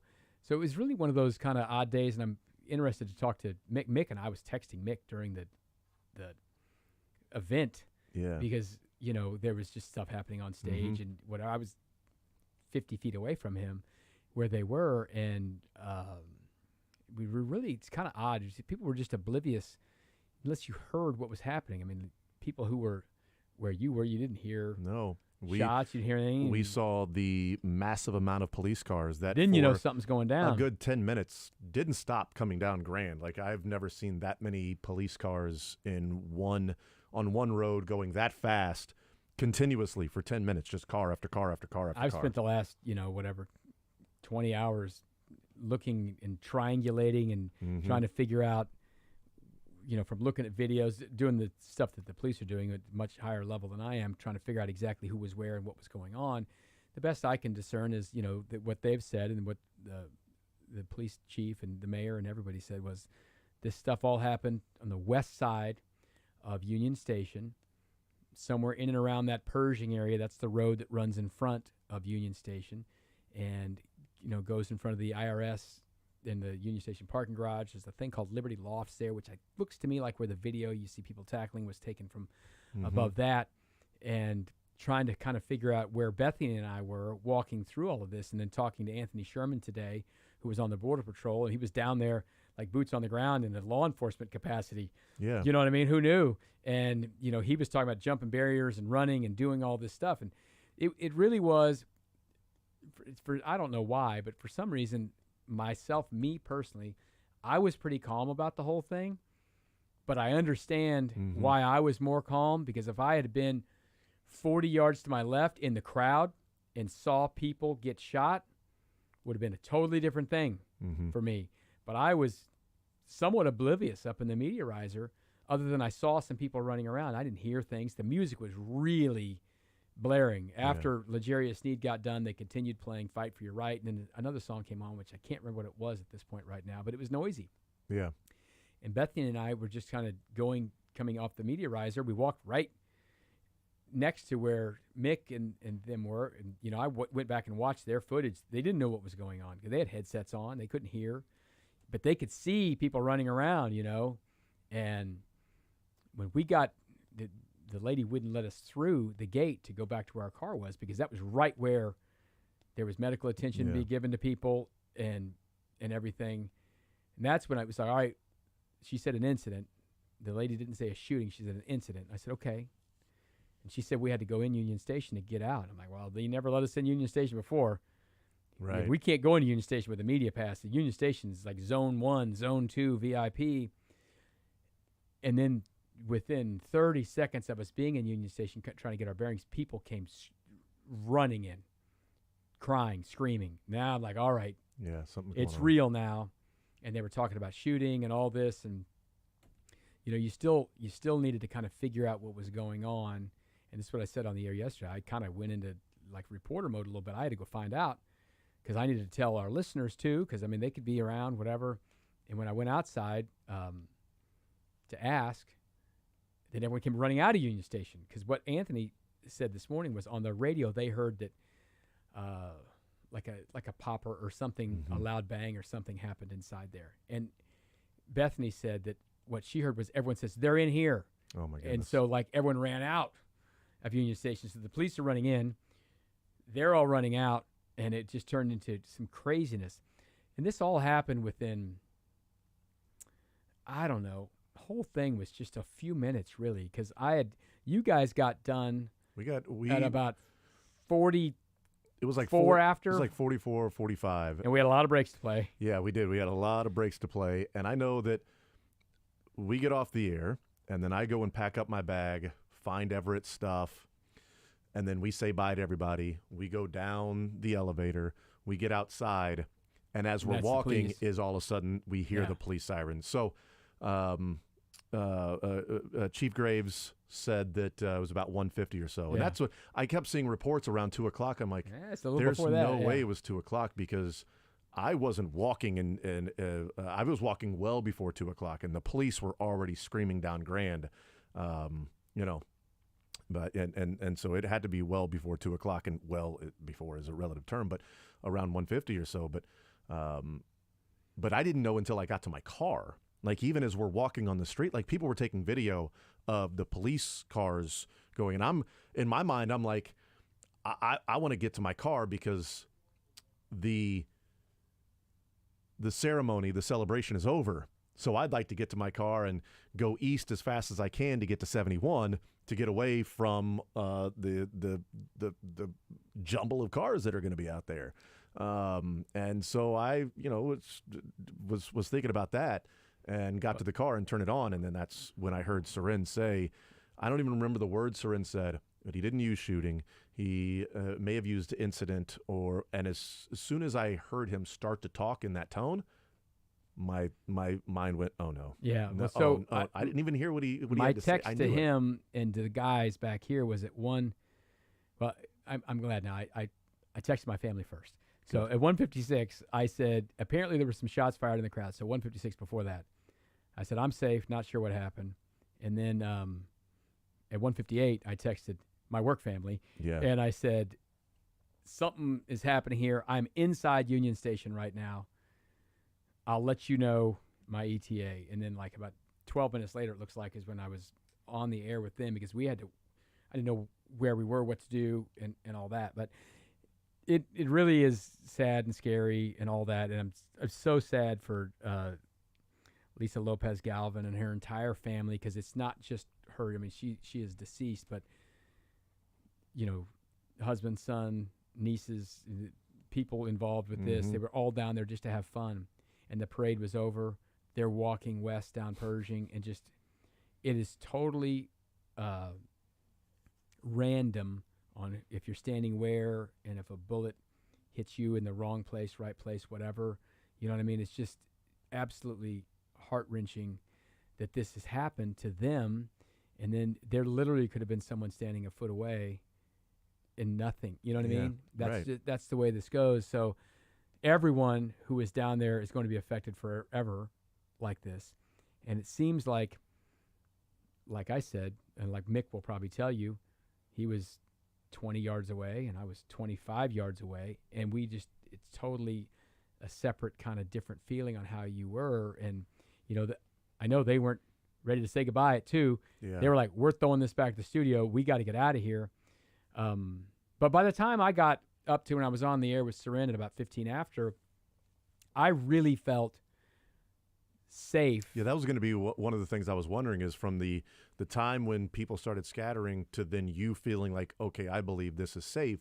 How long is that? I had read it was a story in the Kansas City Star. It was somebody's account of that they were in Union Station. Then they were told to exit and go through a garage. They went to the garage. Then they were told, you've got to get. So then they hid in a closet. One of the janitors. So they put everybody in a closet, like 20 of them. They heard screaming and yelling. Then they finally came out. It was like 45 minutes that from the ordeal from when they started running to when they walked out. And I can't imagine what those 45 minutes would be like to experience. Looking back through my text, like they texted. I think I texted back at like 2:13. I can come on right now. It was so for me it was about 15 minutes. But by the time we had run out, I'd walked out of Union Station. I was out. Then everyone ran out. Yeah. And then we ran and we went through the parking garage. But we didn't enter the parking garage from inside Union Station. There's probably a better way to do that. You could have gone down the stairs, down by the Science City and all that. The people ran out the front door. Yeah. And so we just walked alongside Union Station to the garage, and we were in the garage. And that's where I talked to a couple of eyewitnesses who were in their cars who said, yeah, definitely shooting. There was blood on the ground. I mean, all this stuff. And I'm like, all right, definitely someone got shot. Definitely there was shooting, and there's people were running crazy. But then something in my mind did a little math on it. Well, here's the deal.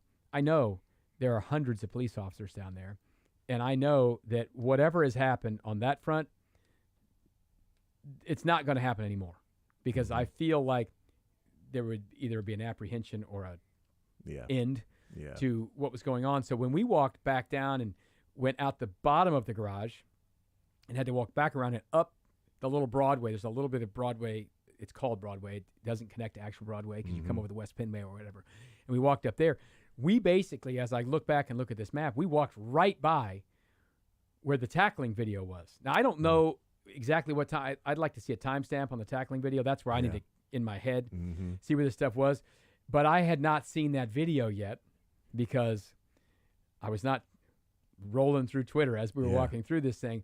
And we walked past there, and there were ambulances coming through, and I talked to a police officer, and I just told him, he saw that I was with the media, I had a badge on and all this stuff, and I said, I just need to know the best way to get up the hill to where our car is. And he said, well, you can walk this way, walking on Pershing towards the east, back towards where I guess there were victims and bodies, along the fence in front of the IRS, and turn right when you get around. There's another loft thing there. I said, okay, we'll do that. And we walked that way, and there were so many ambulances down there. I didn't stop and try to get video and all that kind of stuff. We just kind of walked, and we turned right. We walked up Kessler is the name of that road for a little bit. It's a pretty good hill. And that's when I saw people running down the hill. There was someone with a medical emergency up the hill. It wasn't a shooting thing. It was just, there was lots of those kind of things happening. People, hearts, twisting ankles, falling down, all those kind of things. So we walked up there, and that's where I stood, and I was on the air with Seren for the first time at about 2:15. And then the Drake came on because he was listening to Police Scanner. And then I came back on and told him what I know. And then, so we were, I was probably in my car within 45 minutes of the thing happening, because part of me wanted to, stay back down there and do some reporting type stuff on it. But part of me was, I'm going to be in the way with some of this, and Bethany did not want to be down there any longer. And so it was a scary, scary thing for a lot of people. And, I wish it hadn't happened. It's terrible. It's awful. It's going to change everyone's lives. It's going to probably change the way celebrations happen and all that. And I hope within the next 2 hours or so, you heard the police chief, you played this earlier about an hour ago, they have a 24-hour window. You have to charge someone. You can't hold them anymore. I'm guessing they will. They got more video than we have, that we've seen. There are security cameras down there on every one of those buildings, Union Station, some traffic cams, all that kind of stuff. They're going to have video that will give exact times. They'll show people shooting guns and all that, and they'll charge these people. They've got 3 people in custody, 2 people who are juveniles or whatever they said that they believe are involved in this, and they'll get them charged. And then we'll have to let everything else kind of go as it were, and who knows what they'll charge him with. You know, it's. But I'm so happy that they were able to at least detain these two people. They may not have been the only two people. Yeah. You know, running around. I mean, it could have been anything. There was lots of reports of there was a shooting down at 27th they were asking about. There was a shooting up on Main. Unfortunately, we have shootings nearly every day in Kansas City and our area. It's not just Kansas City, Missouri, but it's more there than other areas. But it happens a lot. And I think what we're dealing with here is a thing where some people were shooting each other, and it just happened to not be 3 a.m. in a neighborhood. It happened to be at 2 p.m. with hundreds of thousands of people down there. Yeah.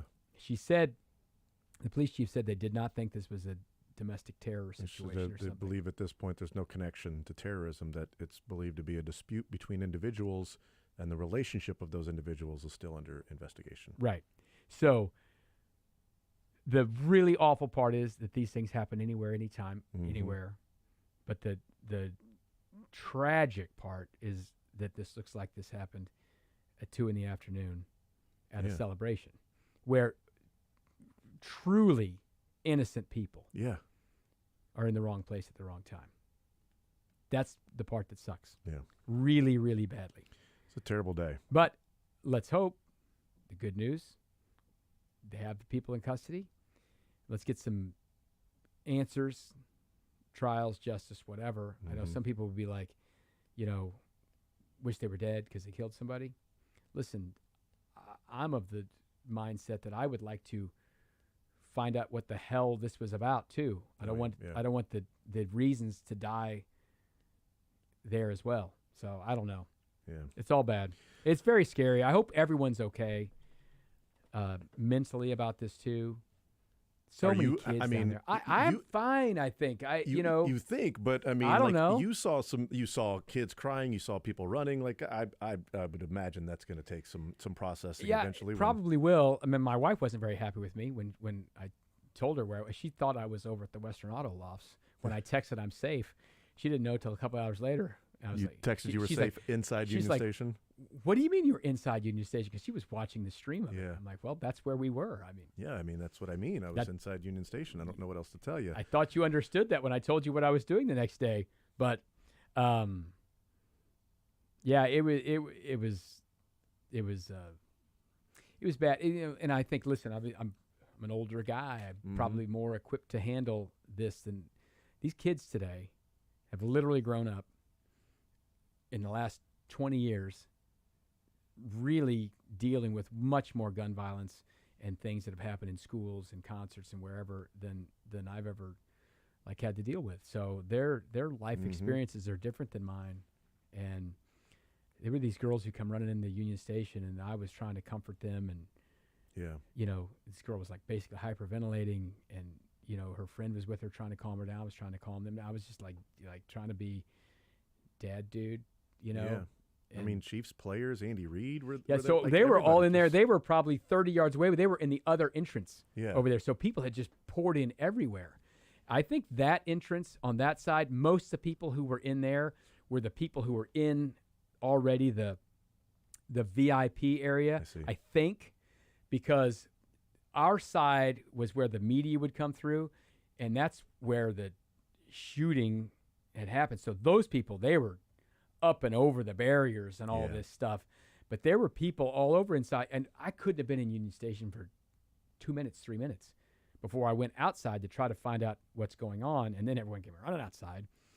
And then next thing you know, we're running down the thing to the garage. And then it's like I said, the wagons and wheelchairs. And I was just like, we got to slow down here, people. We can't we got to, if everyone falls down, that's bad news too.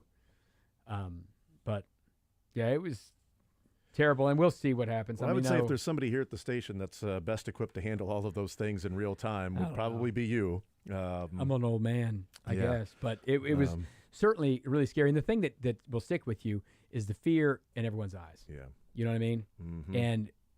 And I can't imagine being there 30 yards away from where we were and seeing someone get shot right next to you, and then especially oh, that's my friend, that's my family, that's whatever. And then you're like, you have to run, but, what do you do back and forth? Awful. Yeah. Todd, thank you for the perspective. I appreciate and your work yesterday as well. And everybody trying to do, as much as they can to try to move forward. Let's get some charges today, huh? Yeah, that would be nice in the next couple of hours. I would have to imagine that, as Police Chief Graves said, they have all intentions of bringing charges before having to release them. So we'll see if there's any news breaking with that over the next couple of hours. We'll take a timeout. We'll come back, continue rolling Adam Teicher. We'll talk with him about yesterday, and we'll mix in some sports with Adam, and then Mick Schaefer will join us in the 1 o'clock hour. More Zone next.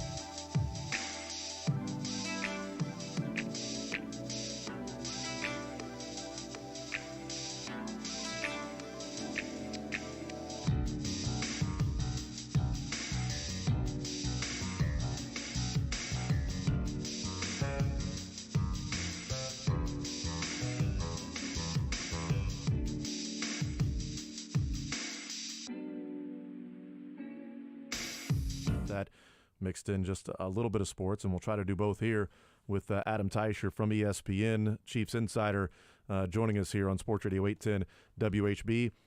Adam, welcome into the show. I'm assuming the answer to this, but I'll ask anyway. How you doing today? Yeah, good afternoon, Jason. Yeah, it's just a sad day for all of us, right? It's crazy that we're talking about this here. My heart goes out to the victims and their families and their friends, and hope they can somehow, some way, find some peace with this. But it's just a hard day for pretty much everybody in our community, right? Yeah. How did were you down at the parade? Were you near it? How did you experience what was taking place yesterday? No, I was not there. For what I do and what ESPN wants from me, it's virtually impossible to get that from being there. So I was not there, and it's better. I was watching on TV, and I'm sitting there going, really? Is this really happening here? Just like everybody else, really. It was just a crazy scene. Yeah, and I it's part of the sad aspect of this is, one of the thoughts I had was, first thought was I can't believe no, please no, not our city. But then I thought, it's unfortunate that is it our turn? And it's a terrible thought of so many cities have gone through this, and I guess this is now us joining a community of other cities that have had to deal with something like this. Yeah, and the one thing that I really like about living in Kansas City is how everyone gets behind the Chiefs. The city basically comes to a stop when the Chiefs play, and everybody's talking about it. And this was even before they were good, right? I mean, even in the Todd Haley, Romeo Crennel years, it was that way.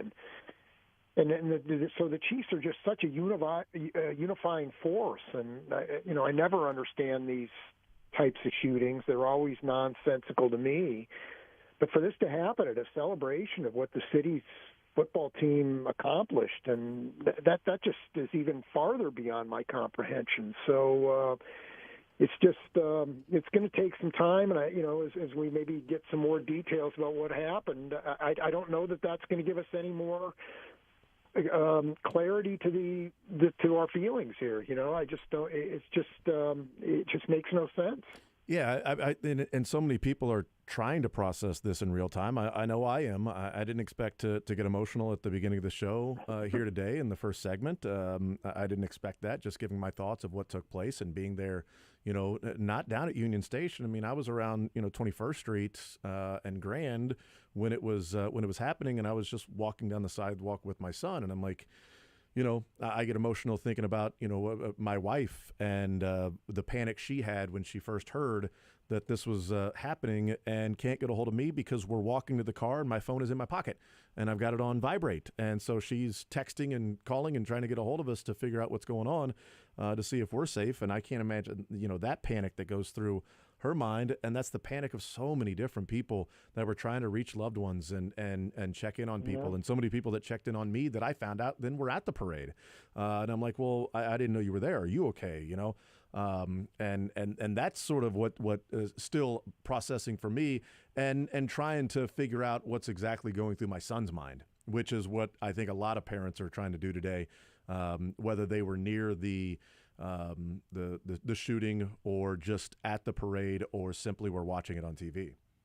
Yeah, and you bring, as you say, your son into it, and young kids into it. It just adds a whole nother dimension there. So it's how this can happen at an event like that is just beyond me. I just don't know why anyone needs to bring a gun to an event like that. If you feel like your personal safety is being compromised, you shouldn't go. If you feel that strongly about it. So I just don't get it. We're talking with Adam Teicher right now. One of the many things that are fallout from this and sad parts of this is, there's a feeling of the Super Bowl being tainted, at least for me. Like, the celebration was amazing, and I was having such a fun time at the parade. And now I don't know that I'll be able to separate the two of the Super Bowl champions, the parade, and then this. And that's one of the many unfortunate things that is just part of the entire story. Yeah, no doubt. And now you wonder, I've been wondering, what happens if the Chiefs win next year? Mm-hmm. You know, what do we do? Do we go through this again? You know, I just don't know. You know, it's too early to make that decision, of course. I mean, we need to give that one some time, and some things will become more clear about all this, and it'll be easier to make the right decision. But right now, I just don't know how you can do that. You know, it's that kind of situation. So I guess we'll see maybe if the Chiefs win, but I just don't right now. I don't see how you can have another one of these in Kansas City or anywhere really. One of the images in my mind that I didn't see, but I'm imagining what it was like, and I think it sort of shows Kansas City and the love we have for the city, but also shows when things like this happen, humanity takes over, not those that are enacting these things, the bad actors, but those that are trying to help and immediately responding to that. And I can't help but picture inside Union Station where the entire day was celebrating the Chiefs and Chiefs personnel and coaches as they're coming down the parade route on the buses or walking, whether they were wearing shirts or not, and just enjoying themselves. And there were barricades to keep the fans and people watching the parade from being out on the street with the players. They were then up on stage, and all of this is happening as fans of them. And then when that takes place, they're then helping some of the people that are traumatized, that are crying. And there's no longer this separation of fan and player and coach and fan. It's just a combined Kansas Cityan in the moment that is experiencing that. And that sort of meshing and melding and coming together where for the entire day, Adam, it was separating the two from fans from the team, that this act then brings so many people together. And Trey Smith is helping out kids and giving his championship WWE belt to one of the kids who was, very emotional and inconsolable to a degree. Yeah, those are great stories to hear. You know, they really were kind of heartwarming. And along with the first responders, yeah, it was really heartwarming to see a lot of that or hear a lot of that, you know. So we live in a great city, and there's a number of things that make it great, and that's just one of them. Is the one for all and all for one kind of spirit that is in Kansas City. Visiting with Adam Teicher, I do want to mix in some sports in our conversation. We've talked about that throughout the show, that we will be mixing in sports from time to time, that we do try to offer somewhat of a relief from reality, from what is going on. And so we'll get some Chiefs thoughts here before we break and let you go and continue your day. But one of the I think real stories, Adam, coming from yesterday's parade, if it weren't for the national story, locally around the NFL would have been what took place 5, 6, 7 minutes before shots rang out. And that was Chris Jones on stage saying, I ain't going anywhere. I'm coming back. I'll be here next year and the year after that and the next year and the next year and the next year. Whether his agents were upset by those words or not. How much do you put into Chris Jones' words on stage that may have been alcohol-induced? But how much weight do you put in those words from Chris Jones that I'm not going anywhere, I will be back here? And do you think that he will be more willing to meet the Chiefs at their number in order to be back with the Chiefs next year? Yeah, I think you hit the right phrase when you said alcohol-induced a little while ago. Yeah, I think there was some of that for sure. But I do think that Chris Jones wants to come back in his perfect world, you know, that he didn't want to play anywhere else. And so he's got a decision to make, because I think it's going to come down to that. I mean, if he's going to work with the Chiefs a little bit, I think it certainly could happen. But, if you're the Chiefs, it makes no sense to not give Chris Jones the contract he wanted last year and then give it to him this year. That makes no sense at all. So there's going to have to be something something to give from last year's situation before this happens. But, I did talk to Brett Veach in Las Vegas last week, and he was talking about, Chris Jones and L'Jarius Sneed, and he was going to try to find a way to make it work with both of them. He understood the complexities of that and how difficult it was going to be, but he was going to try to make that work. And, we'll see if he does or not, but I know there's a desire on the Chiefs' part as well. The one thing I've been thinking about with Chris Jones is whether he will meet the Chiefs at their number. Is that the best contract they offered him was last year. That's the best contract he's going to be offered by the Chiefs. They're not going to offer him the same contract this year. He's a year older. Whatever the max amount of money that he could have earned from the Chiefs was last year if he were to sign that. And that's what gives me pause and makes me question how likely it is that Chris Jones would return to the Chiefs, is if he's still looking for maybe even the number the Chiefs had on the table last year. I mean, didn't Orlando Brown went through this? The Chiefs offered him a contract that he turned down and went through the franchise tag year or whatever, and then they go into the offseason and they offer him less, and he's like, no, I'm going to go check it out. Okay, great, but this is our offer. This is all we're offering you. It's not as good as it was last year. Go see if you can get more. And he couldn't, and he didn't. But at that time, the Chiefs had already moved on to Juwan Taylor. We're not waiting around. And I don't know if Chris Jones will react the same way, but I think the best contract the Chiefs were going to offer him happened last year. It should be the best contract they were going to offer him. They should not offer him more money this year or a contract that he wanted. They should not offer him the deal that he wanted last year, that they wouldn't give him last year. That's just bad business, and it's maybe unfortunate that that's the way this thing works, but it does. And he's going to be 30 in July and showing no signs yet of slowing down. And I think he's still got at least another 3 years left in him. So I'm not saying that would be a bad investment to put some good money into Chris Jones, but it just doesn't make any sense for the Chiefs. And you brought up the Orlando Brown situation, and I think there are some parallels there between that situation and this one in terms of how the Chiefs might handle it. So, we'll see, but I think the Chiefs will give it an effort, but whether they can make it happen or not, I don't know. Yeah, I would love to know the market for Chris Jones, and obviously the Katz brothers would love to know the market for Chris Jones as well, and we'll see if they read it correctly, because they don't have a lot of clients, and Orlando Brown, his agent, doesn't have a lot of clients. In fact, he has one. And he misread the free agent market. But that was the great thing Orlando Brown loved about that guy, is that he did not have relationships with different people around the NFL. He was looking at it from an outsider's perspective, and that outsider cost him money throughout his career. And the Katz brothers are trying to make a name for themselves, and they came very close to costing Chris Jones money. He ended up making the money that he was going to make anyway by sitting out with incentives, and the Chiefs going and winning the Super Bowl, and him being an All-Pro this year. So those things and getting the double-digit sacks, so those things kicked in. I have my real doubts, Adam, that they would successfully and accurately assess the market for Chris Jones if he were to be a free agent, as opposed to what the Chiefs will offer him. Well, that may be the case, but I think Chris Jones, regardless of the Katz brothers or what advice they may be giving him, he's got to make a decision. Yep. How bad do you want what you said yesterday to play for the Chiefs next year and the year after and the year after? Do you want that bad enough to forfeit possibly some money? I would think that he could get more as a free agent than he would from the Chiefs, but I don't know that right now, but it certainly could be the case. So I think he's got a decision to make.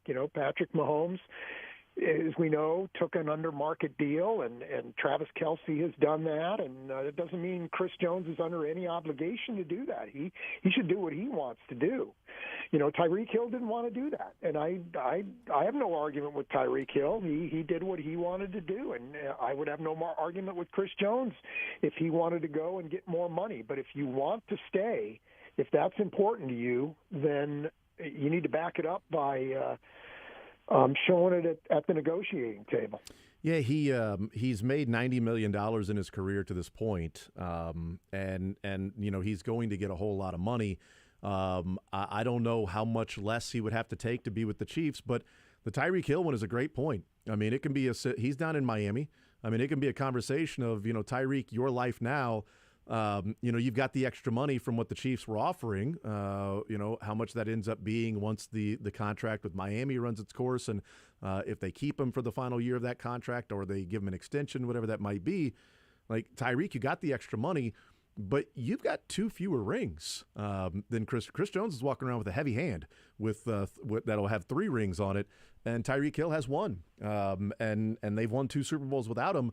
Is Tyreek Hill a guy that looks back and goes, my life is pretty good monetarily.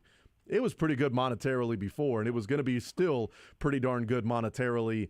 Only, I don't have those rings. And he even said on Radio Row to somebody, it was like, well, yeah, there is a part of it. I wish I was with the Chiefs right now. And as far as preparing for the Super Bowl, right? Not necessarily, I wish I was with the Chiefs and not the Dolphins. I wish I was there preparing for the Super Bowl. But it was a choice that he made with his agent and a choice that he made. And I don't know how much less Chris Jones would have to make, but I'll tell you this.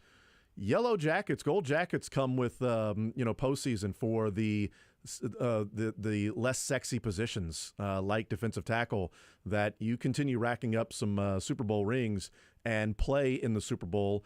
The counting numbers don't have to be as exaggerated or important if you're doing some of those things on the biggest stage. And Chris Jones has been able to do that 4 times in his time with the Chiefs, and back-to-back years and 3 times total that he's been able to do that at the biggest stage. And I would guess that with the Chiefs is the best opportunity moving forward for him to get more of those.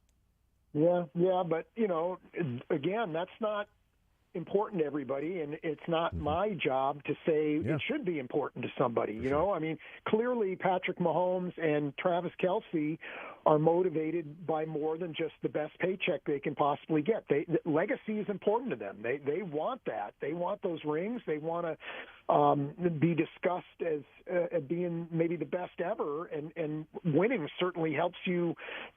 That elevates you in that discussion. And I think Chris Jones is motivated by that too. When you see him crying at the national anthem before the playoff games, what's he thinking there? That it seems pretty obvious. He's thinking, hey, this could be it for me in Kansas City. So I just think he's going to have to come to some reckoning in his mind. What does he really want? Is it more important to him to get the Aaron Donald type contract, or is it more important for him to maybe build his legacy a little more than it already has been? It's already considerable. And, in terms of, Tyreek Hill, I just never thought that was a guy who was interested in his legacy. I think he was more interested in the now, and that's okay. I'm not criticizing him in the least. I just figure, I want to get what I want to get now, and that's more important to Tyreek Hill. And good for him. That's what he got. It worked out for him in that regard because the Chiefs weren't going there financially. But I just think there's a real conflict there for Chris Jones, and he really needs to figure out which way it is, which one he wants more. Yeah, and the situation, we're visiting with Adam Teicher from ESPN. The situation is so very different between players. And so we look at this defensive unit and 2 very big individuals that are going to be free agents in Chris Jones and L'Jarius Sneed, and wondering if either or both, neither will be back with the Chiefs next year. And the L'Jarius Sneed situation to me is so much different than Chris Jones because, as I mentioned, Chris Jones has made $90 million in his career. L'Jarius Sneed's career earnings is under $6 million. A lot for a lot of us. That was life-changing money for a lot of us, but it's not the generational wealth that, Travis Kelce has made almost $80 million. Chris Jones, $90 million, right? Those guys have made. Patrick Mahomes is in the Mahomes name for, the next however many years is taken care of with the money he's making. L'Jarius Sneed hasn't done that yet. He hasn't got that big second contract. So if he were to go just to the highest bidder, I wouldn't think anything of Chris Jones if he went to the highest bidder either. But I also, it would make more sense to me, somebody that has not made nearly the money those guys have made, nearly by at all, or maybe ever. It would make more sense for me to see L'Jarius Sneed say, look, they paid me the most money, and I'm taking that, and over the next 4 years, I'm playing for a team that was willing to pay me the most money. And then after that, once everything in my life and everybody in my life is completely taken care of, the priorities may change after that. Yeah, well, could be. And, the difference is what the Chiefs, if you're the Chiefs, what are you thinking? I mean, how are you possibly going to replace what Chris Jones has given you? That's going to be impossible. Sooner or later, the Chiefs are going to have to deal with that anyway. Yeah. But, right now, they don't necessarily have to. But at any rate, if they have to replace Chris Jones for next season, that's going to be really difficult to do. The Chiefs have been preparing to lose L'Jarius Sneed for a couple of years now. They drafted, 4 corners last year, and including one in the first round, and they drafted another this year. And while other than Trent McDuffie possibly, none of those guys are in L'Jarius Sneed's on his level, they still can be productive players for the Chiefs and help them win games. So I think you have to look at it differently also if you're the Chiefs. I can see why both those guys might want to look at this differently, and certainly the Chiefs might have to make one or the other a priority here. So, it's a totally different situation for both those guys, but also for the Chiefs as well. Can the Chiefs keep both of them? The answer is yes, they can, but is it realistic to continue the path that they're on to keep the window as open as they are, as it is, as they are trying to, and keep both of these players past 2024? If you want to say, well, L'Jarius Sneed could play on the franchise tag, certainly, agreed. But is it realistic for the Chiefs to keep both of these players if they were to sign long-term deals? Yeah, long-term deals, I don't know about that, but they could find a way. I think Brett Veach, they're pretty creative, and they can come up with some stuff that could allow that. So I wouldn't say no to the answer to that. I don't think it's very likely, but and the other question is, if you do, what's the cost then? What are you forfeiting? Can you not get a veteran wide receiver that you might like? So there's a lot that goes into that, and I don't know that would be in the Chiefs' best interest. It's the way that the Chiefs played defensively this year, you'd like to keep this group together forever, but that's not realistic. And in the real world, maybe that's not the best thing for the Chiefs. To go through another year where they can't find a wide receiver to help out on offense. So, it's an interesting dilemma for the Chiefs, and I'm curious to see how they do go about trying to solve this. Yeah, because, the defense was so good this year, and they've got some contracts that are coming up, and we saw already, if they had paid Tyreek Hill that money, I don't know do they win 2 rings? Do they win 1 ring? Do they win 0 rings? Because they turned those draft picks into pretty good players, and they revamped what they were doing. And so looking at that particular example, and I know it's different because Patrick Mahomes plays offense, but we look at that example, and it's like, okay, well, man, I don't know what they're going to do without Charvarius Ward. And they turned out they were fine without Charvarius Ward and paying him that much money. I don't know what they're going to do without L'Jarius Sneed. I'm not saying it's going to be the same thing, that they'll be fine without L'Jarius Sneed like they were without Charvarius Ward, but they found a way to get through. And it's sort of, rearranging the money, right? It's if you're going to spend the money, is it more important to keep Sneed and Chris Jones, or one of them, and revamp your offense and your skill position players? And are you a better team if you've got a couple extra wide receivers besides Rashee Rice and maybe a wide receiver draft pick to throw out there with skill position players, and you move forward with Trent McDuffie and Joshua Williams and Shamari Connor, and Jalen Watson, and maybe Nick Jones and maybe Najee Johnson, whoever it might be? Are you better off doing that as opposed to trying to figure out the skill position players while paying L'Jarius Sneed and Chris Jones? Yeah, so it's that may be the better way for the Chiefs to go. I think there's some danger in thinking, well, you know what, if we bring back Chris Jones and we bring back L'Jarius Sneed and we maybe bring back Mike Dana or Willie Gay or maybe both of them, that we're going to play great defense again next year. I mean, I think there's that possibility, and it's probably a pretty good one. But I think there's some danger in just saying, hey, we're going to bring everybody back because we're going to be as good as we were last year. I don't. That's pretty dangerous thinking. They're going to have to change, I think, the Chiefs are, in order to get back to another Super Bowl next year.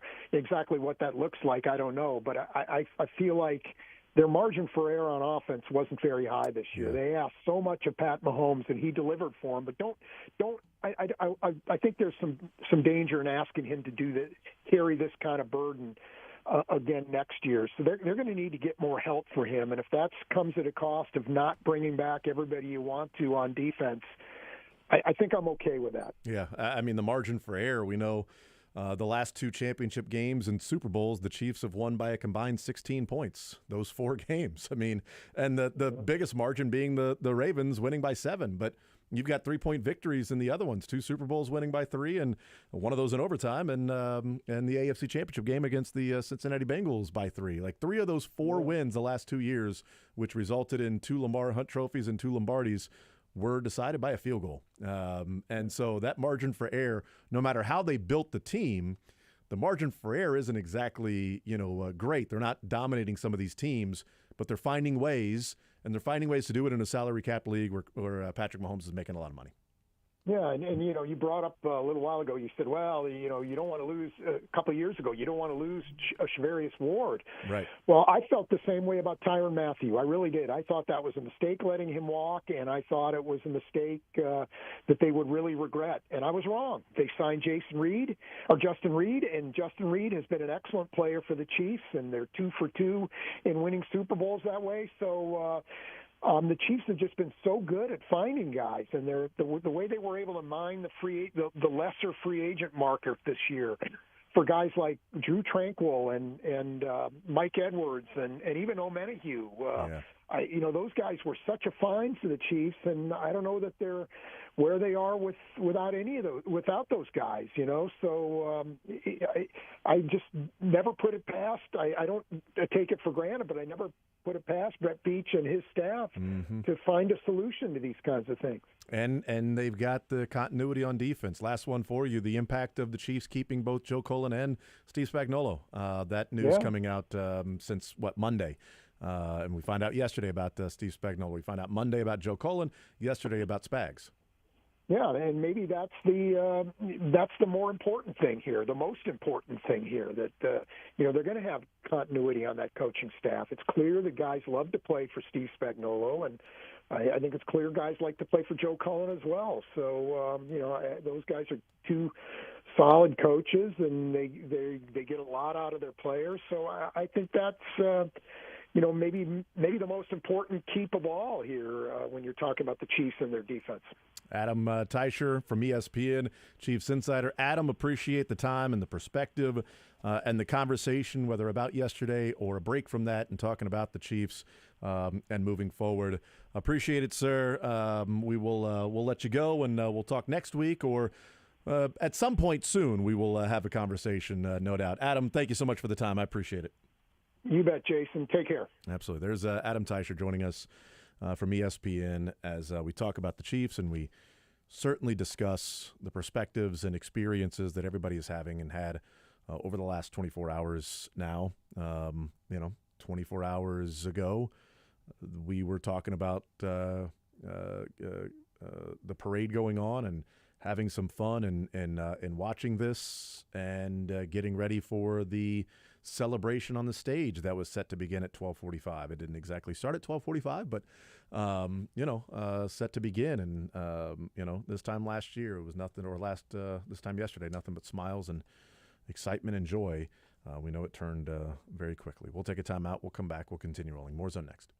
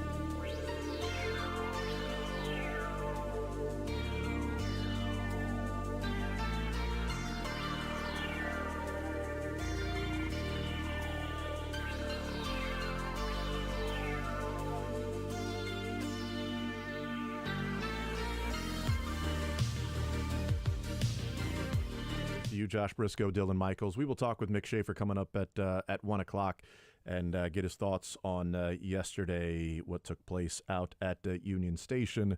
And we have been spending most of the show mixing in sports where we felt was appropriate while trying to continue to cover the biggest story around the city and the country as well in what took place yesterday out at Union Station after the parade. I gave my my thoughts as well as I could at the beginning of the show. If you missed some of that, you can certainly go back and listen on the podcast. And Josh and I have simply been navigating throughout the show as well in a day that is so much more of the serious nature rather than just the fun and goofiness a couple of gas bags on the air try to have around sports ball, around fun and having fun with our fun and trying to be and maybe in the face of all doubt trying to entertain in some way, shape, or form to get to 2 o'clock from 10 o'clock to help you out with your day. And it is difficult to do that in a city that is grieving, in a city that is traumatized, in a city that's hurt from yesterday's events. But so many people sprung into action and did what they could and felt the need to be in the situation and react the way that they did. Obviously, our first responders, but others as well, those that helped out the injured, those that chased down and tackled one of the suspects, those that were helping others grieve, those that were helping put the information out there to let people know what was going on to be safe. Trey Smith was on Good Morning America this morning, and Trey Smith is one of the players that was inside Union Station and one of the players that was, doing what he could. But here's the conversation. Here's Trey Smith giving his thoughts on Good Morning America this morning of his perspective and what was going on around him. Just remember the security guard just ushering us through the doors quickly, just saying, come on, hurry up, hurry up, hurry up. Okay, this is not a joke. It's a life and death situation. Right before I run in there, there's like a little kid in front of me, so I just grab him, just yank him, and just tell him, you're hopping in here with me, buddy. So I don't know how many people there were in the closet, maybe 20 plus. One of my teammates, my long snapper, James Winchester, was very instrumental in helping keep people calm. We end up getting the green light to be able to get out of there. We end up walking to the buses. This little boy was with his father. He's just a little hysterical. He just panicked. He's scared. He doesn't know what's going on. And, I had the WWE belt on me the entire parade. And, I was thinking, man, what can I do to help him out? I just handed him the belt. Hey, buddy, you're the champion. No one's going to hurt you. No one's going to hurt you, man. We got your back. We just started talking about wrestling. Who's your favorite wrestler? What was your favorite wrestling match? And just little things like that just to take his mind off of it. He was looking out the window and he was seeing people, just reacting away. They were trying to get out of that situation. So I'm like, here you go, buddy. This is yours. Man, so again, no one's going to hurt you when you're here with us. We're going to keep you protected, buddy. You're going to be A-okay. You're going to be all right. So I'm pretty angry because it's senseless violence. Someone lost their life today. You have children that are injured. You have children that are traumatized. I'm hurting for, one, the families and the people who got impacted, the city of Kansas City. Hearts go out to you guys. We're thinking and praying for you. But, at the end of the day, Kansas City is a community as a city. We're going to stand up together and we're going to be strong. One of the inspiring parts of yesterday, while obviously traumatic and incredibly sad and heartbreaking, and a lot of the emotions that that most of us, all of us, continue to go through and try to navigate in real time and process this whole thing. One of the inspiring parts is that after that's going on, people are not separated by class or by definition or what they do for a living. They are Kansas Cityans, and you've got the entire day was around watching these heroes, we view them as, be celebrated for their victory in the Super Bowl. And then on stage, celebrating with the crowd and everything. And then when that happens, nobody's a Chiefs player or a fan, right? Nobody's a coach or a fan. We hear the story of Andy Reid trying to console an individual that was hysterical and looking at him and saying, breathe, just breathe with me, breathe, helping out in as much as he can. And Trey Smith, and we've heard stories, at least names that have been thrown out there of Austin Ryder and Blaine Gabbert and Chris Oladokin and James Winchester. And I know that we are leaving out countless others that just have not, been publicly named in doing what they could or helping.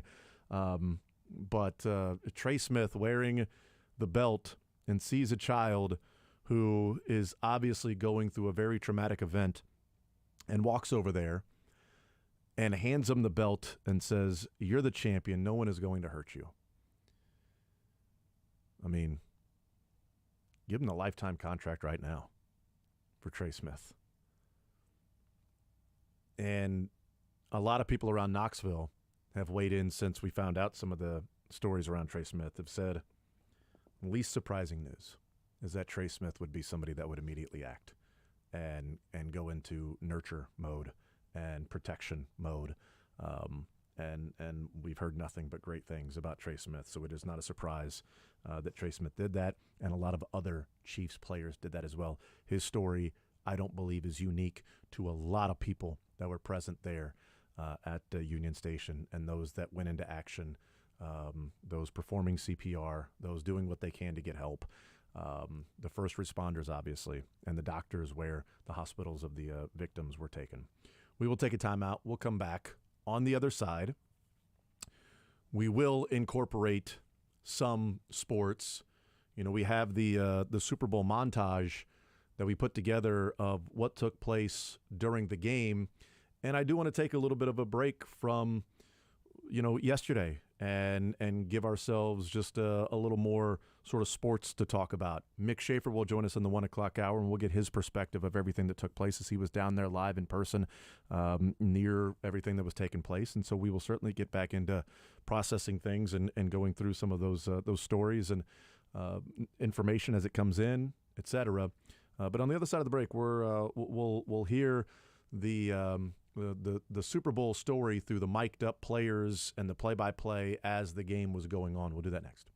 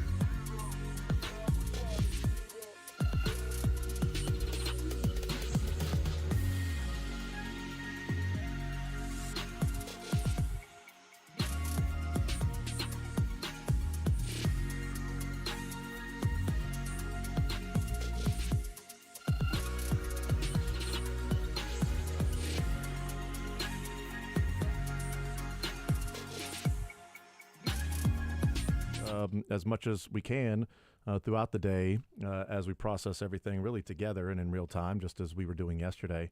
But with a little enjoyment and fun with the Super Bowl that took place on Sunday, the reason for the celebration and the parade, but put together the montage with the sounds that came from the mic'd up that was put out on Tuesday from inside the NFL, along with some play-by-play with that and everything. So here is the Zone's Super Bowl montage with mic'd up mixed in with what took place on Sunday.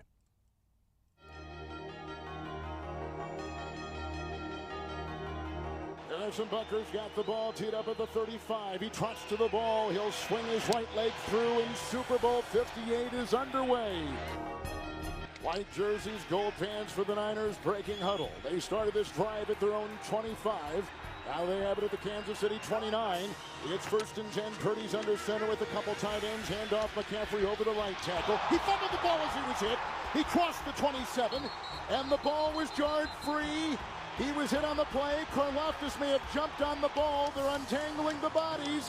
The Chiefs pointing one way, and so are the officials. A turnover by San Francisco. Kansas City 22, 1st and 10, shotgun formation. Mahomes by himself, 3-man rush. Here they come. They got him, and they sack him. It's back at the 16. Chase Young.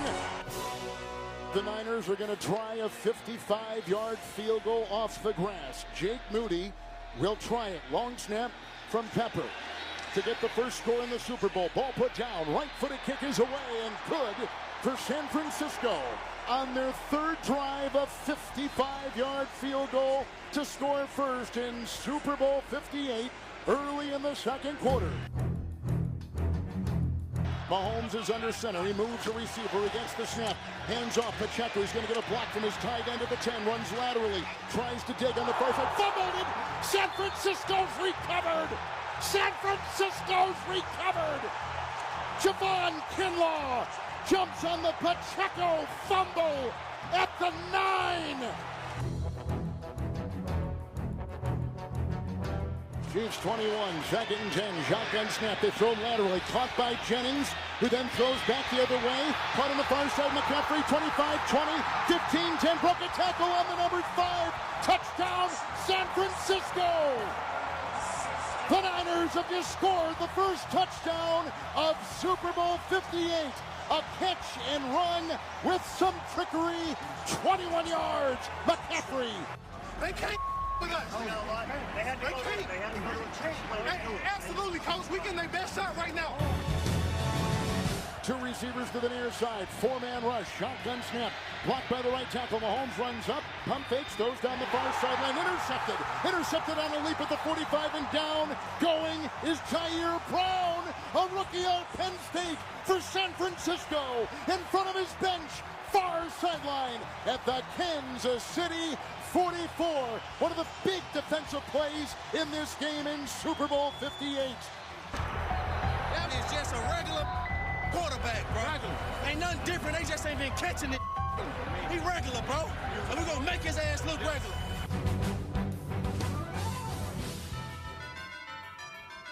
Tommy Townsend is set to punt inside the Kansas City 25. The punt will come from our right to our left.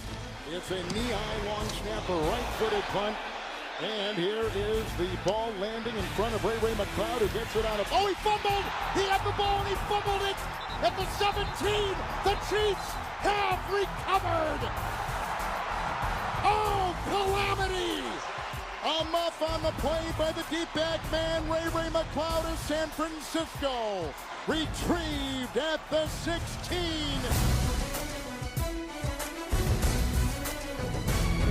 16 is San Francisco. Mahomes in the gun, 1st and 10.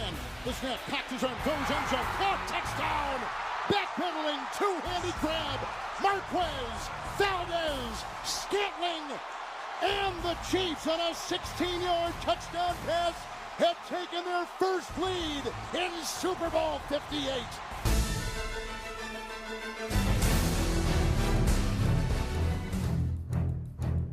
Second and 9, Purdy's pass. Caught!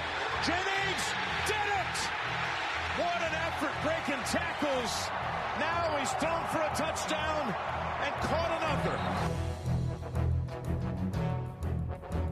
This is Moody, extra point. Oh my goodness, no.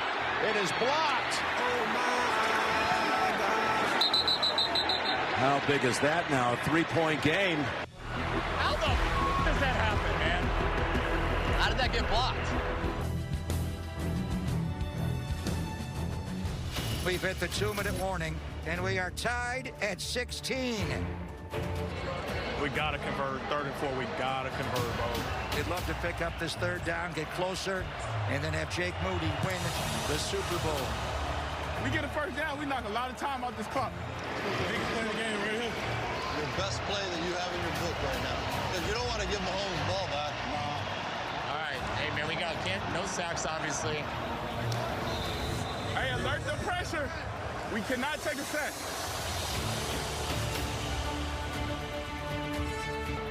Purdy looking left. Pressure. Got him. Give it to him. Ball got tipped right out of his hand. McDuffie pressure. Nobody blocked it. He's tipping everything. All right, Mr. Moody, the rookie. Everything on the line. Jake has it away. It is long enough. It is right down the middle. I put it right down the middle. What a big-time kick by Jake Moody. That's all great. Here's the problem. Patrick Mahomes has 1 minute and 53 seconds to respond. Hey, let's go do it, baby. Let's go do it. Fire me up. We got to know what 87 at. Where do you think Pat want to go with the ball? Man, this next series is going to be Pat running and throwing it to 87. Exactly.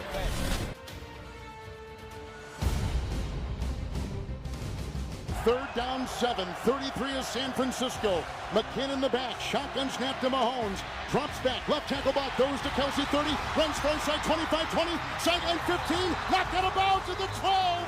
Knocked out of bounds at the San Francisco 12.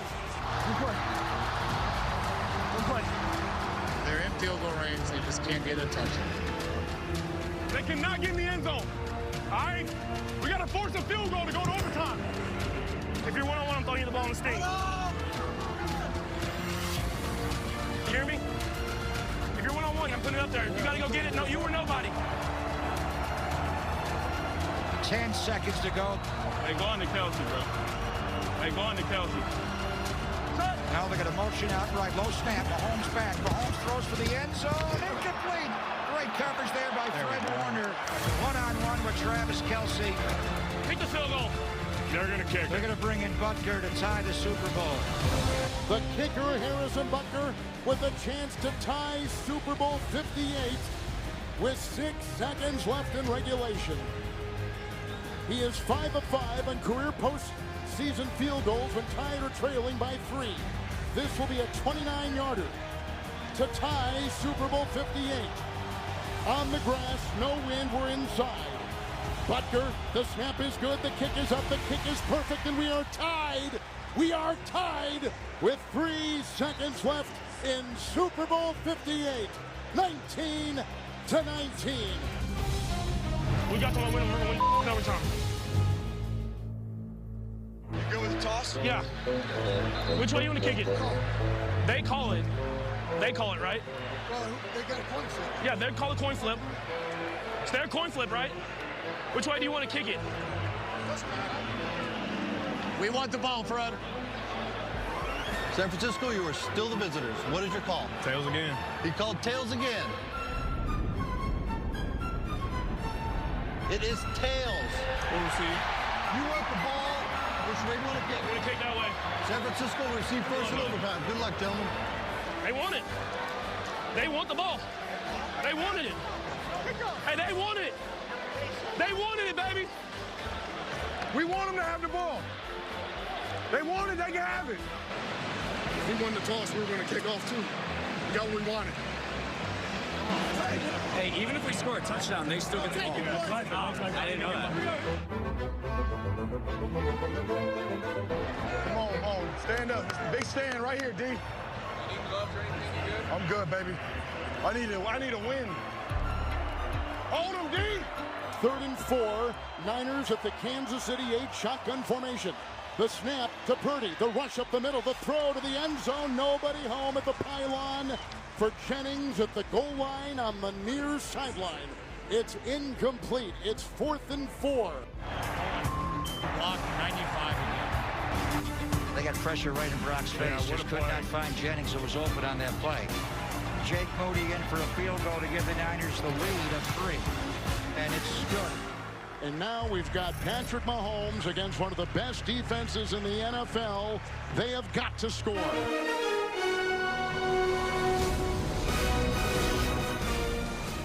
Mahomes in the gun, 3rd and 1. Shotgun snap, handoff Pacheco, corkscrews over the right side, nothing there. Down he goes, and he is shy of the first down by a half yard. All right, we stop him in the world champs, right? What do you like? Slide keys. I like slide keys a lot. If it's not there, I'll run for it. They're going to run it and react to the pass. We got to win it if they run it.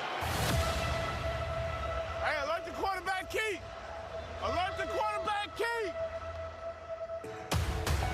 We're good. We're good. So Mahomes in the gun, half yard to go, 4th and 1, inside his own 35. Kelsey in motion. Shotgun snap. The fake handoff. Mahomes will run. A block by Kelsey. He's got the first down over the right tackle, the 40. He's out to the Kansas City 41-yard line. An 8-yard run by Mahomes. That is a first down. A really good play call, and there was nobody there for the 49er defense. I knew he was going to keep it, bro. What a... Damn! You go! You go! Mahomes in the gun, 2nd, 7 from the 10-yard line of San Francisco. 3 wide, looks into the nickel. Shotgun snap, drops back 3. Sidearm throw, caught at the 10. Kelsey got a block on the hash mark, trudging to the 5. Broke a tackle, carries him on his back. Post to a first down. Got to the 3. He needed to get inside the 4. That should be enough for a first down. Hey, so got trick right bunch, F, shuttle, Tom and Jerry right, yellow. Orange, orange, orange, orange, let's go! Lining up in the clock at 10 seconds and ticking. Set. We're good, we're good! Set. Low snap. He runs and he throws. Caught, touchdown! It's caught! Hardman caught the ball! The Chiefs have won! Let's go, man! Let's go, The Chiefs have won! The entire bench empties! Chasing Mahomes in the end zone!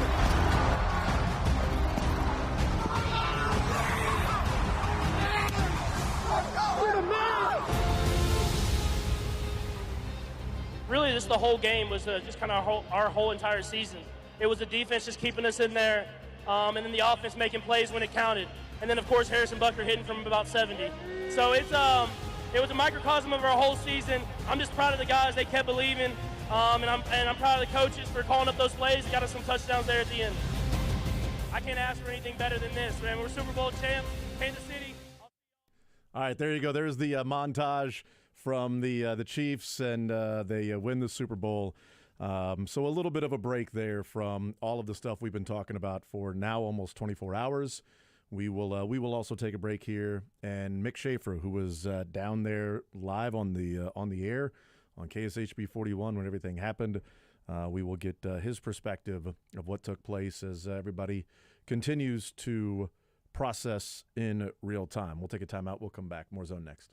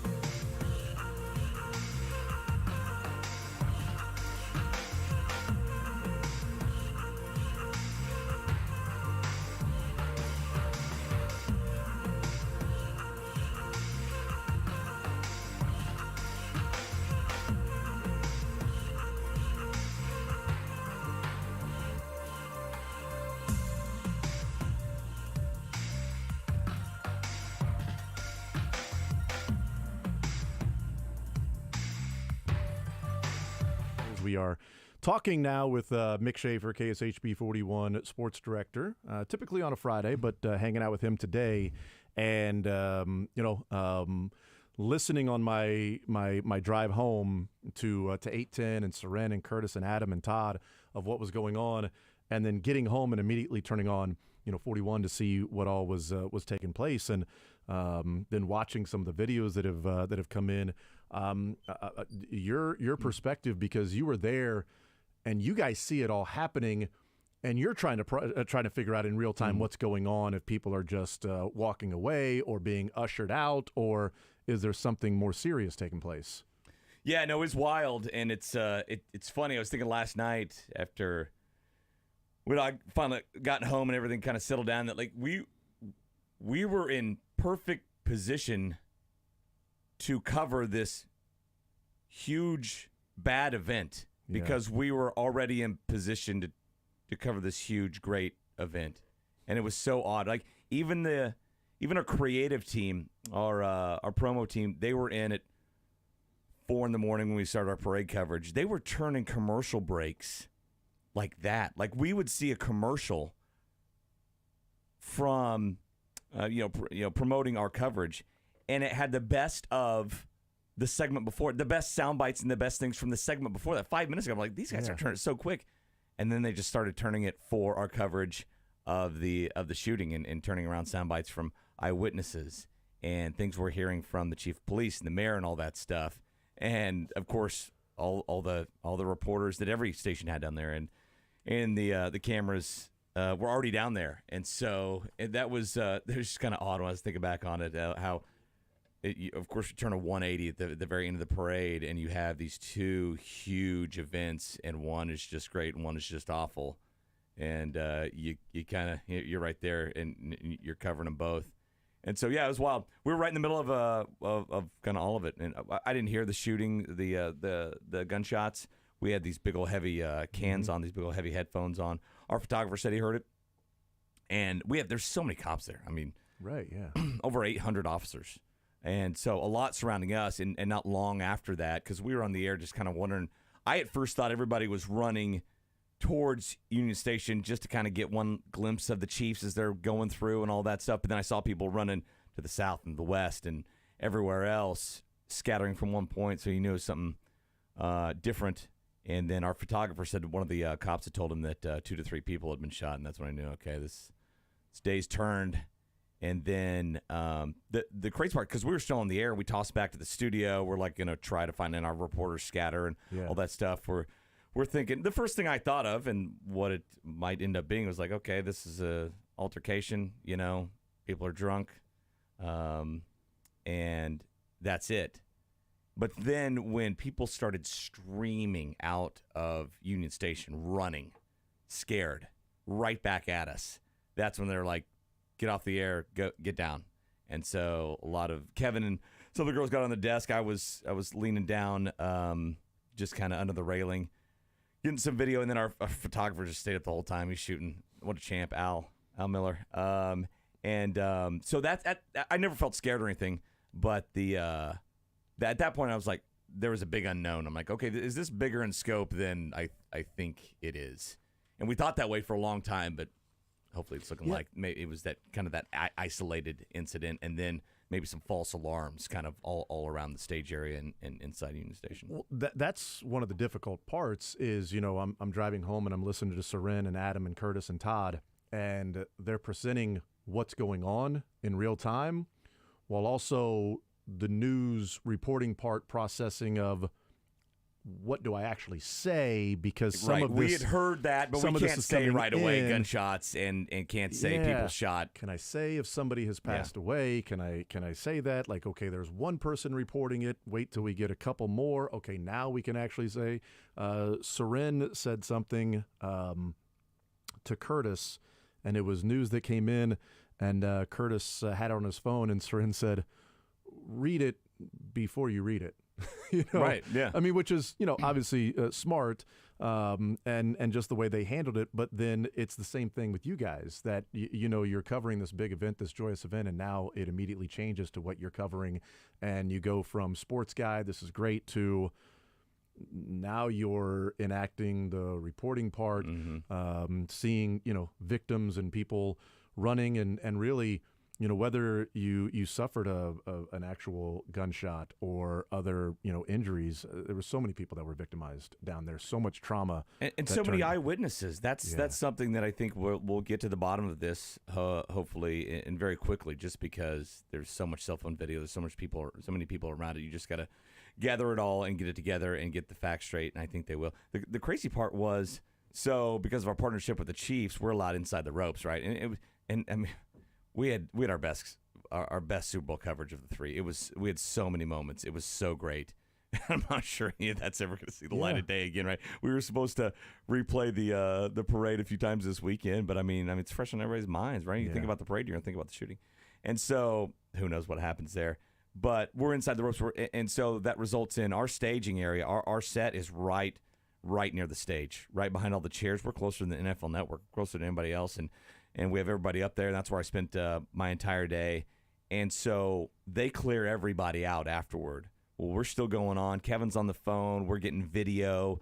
We eventually put Kevin and Caitlin back on the air. And then we look around a 360, and there is nobody but police officers around us. All the fans are gone. All their stuff is still there. Yeah. And we're the only ones kind of in the island in the middle of this whole scene, and we're in the middle of a crime scene. Yeah. And it was odd. And eventually they were like, okay, we got to get you out of here. We're like, yeah, no, we absolutely understand. And so we got whatever we could carry and got out of there. I actually left earlier and caught a shuttle back.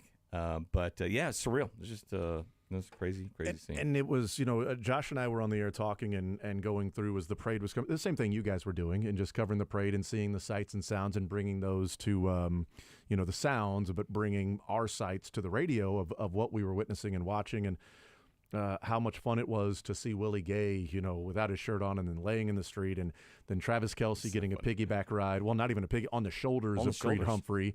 And so Pacheco's looking straight up our jib camera was right above him, like he was looking straight up in the sun, right, and yelling. I don't know what he was yelling, but it was great. Yeah, at one point carrying a goat. Yes, he had a goat. And then when he's near our location, you've got kids going over the barricade to run out like he's Hank Aaron, that he just hit the record-breaking home run.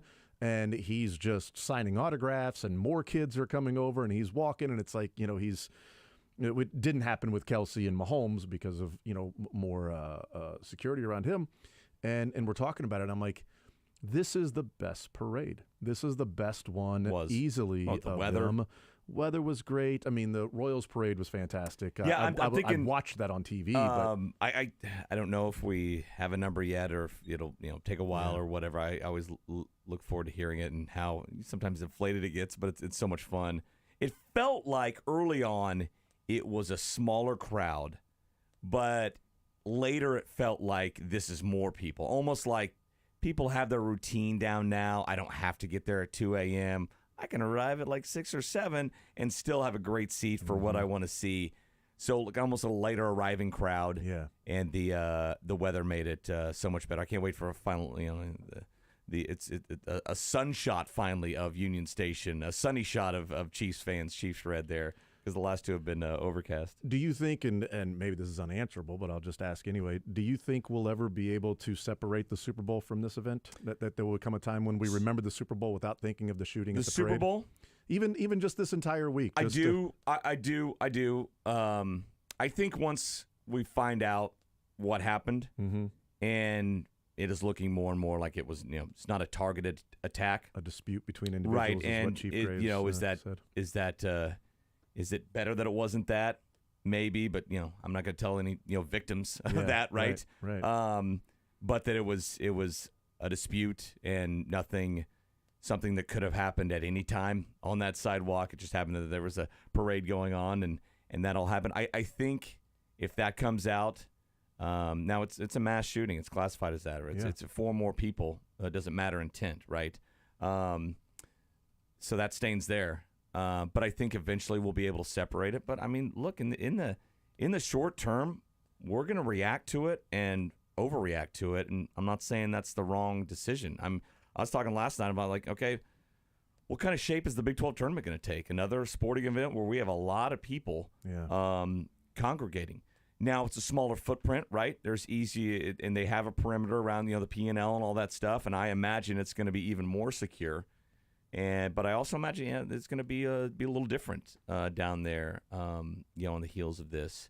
And for parades where you can't, like we were talking about the NFL draft, like they work months and months, and it's smaller footprint, and they were able to get perimeters around that. But that's a lot of planning. You can't for a 1.5-mile route, right? And people coming from you can't put a fence around that. And so I don't think parades are over, right? But I think in the short term, they'll look very different, and maybe we'll skip a few. Yeah, and Mayor Lucas said that St. Patrick's Day Parade will go on, that they will be I having love a Kyle St. Brandt this morning on NFL Network. He was he's kind of like me. I'm more angered about all this, right? Because this is going to be this is going to be a stain on Kansas City, and what a role we've been on, and what a great city it is, and people that are that don't think or don't want to think are going to be idiots and just paint this city as something it's not. I mean, I saw this Utah Ute account, because they're joining the Big 12 now. They posted last night how Kansas City is a dangerous city. We shouldn't come there for a basketball tournament. Everything should be held in Las Vegas. Yeah, so go away. Yeah, in Las Vegas. The safety of Las Vegas, yeah. And so everybody just started flooding him with headlines of the 2017 mass shooting at the country concert in Las Vegas. Unbelievable. And look, it's sad that any city you pick, we could probably go to the internet and find something right away. That sucks. Yeah. But that's he's not going to be the only one with that view, and so that's what makes me angry. But Kyle Brandt's he's like there's gonna be parades again. The kid or the team my kid and I cheer for, if they win, we're going to go to a parade, and we're not gonna let fear win in this whole deal. We're gonna go enjoy it, and we're not gonna change things up. But I do think in the short term, especially around here, things will be different. Yeah, and if they win next year, I think things will be different as well. I don't know how many people will attend the parade. Well, I mean, I think about the ring ceremony too, which is it's not as obviously as big of an event, but it's they welcome people to it, and I think that's it sucks in that NFL teams now. These guys are superstars. They make so much money. They're so guarded, right? And they're so protected because obvious reasons, right? Because harm's always out there, but they love the parade because they can finally let their hair down, right? They don't have to worry about what they're saying because we're playing the Broncos next week or we got this big playoff game or whatever. They're more themselves. They get to go out there. My daughter was thrilled. She got to slap Travis Kelce's hand yesterday. It was awesome. And a video of her, and she's screaming at the top of her lungs while she's slapping his hand. It's so funny. And so they love that. They love to actually kind of break out of that kind of NFL cell they're in a lot of the time and meet all of us regular people and be a regular person for once. And so now that gets marred and that gets stained with yesterday. So that sucks. Can we hear real quick, and we'll take a break, can we hear from Trey Smith again? He was on Good Morning America. I think he recorded the interview last night, but they played it this morning. And this is just the commentary from Trey Smith and him giving his perspective of what happened and everybody becoming Kansas Cityans in that moment and not Chiefs players and fans or Chiefs coaches or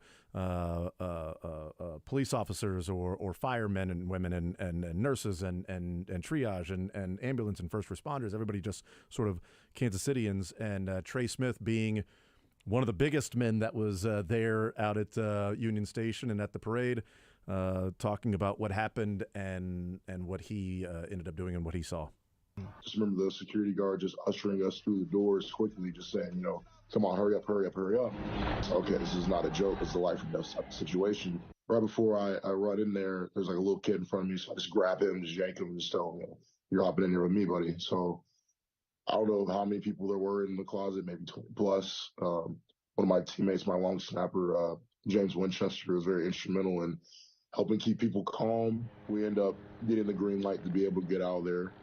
We end up walking to the buses. This little boy was with his father. He's just a little hysterical. He just panicked. He's scared. He doesn't know what's going on. And, I had the WWE belt on me the entire parade. And, I was, man, what can I do to help him out? I just handed him the belt. Hey, buddy, you're the champion. No one's going to hurt you. No one's going to hurt you, man. We got your back. We just started talking about wrestling. Who's your favorite wrestler? What was your favorite wrestling match? And just little things like that, just to take his mind off of it. He was looking out the window and he was seeing people, just react in a way they were trying to get out of that situation. So I'm like, here you go, buddy. This is yours. Man, like, so again, no one's going to hurt you when you're here with us. Thank you, you're protected, buddy. You're going to be okay. You're going to be all right. So I'm pretty angry because it's senseless violence. Someone lost their life today. You have children that are injured. You have children that are traumatized. I'm hurting for, one, the families and the people who got impacted, the city of Kansas City. Hearts go out to you guys. We're thinking and praying for you, but at the end of the day, Kansas City is a community. As a city, we're going to stand up together and we're going to be strong.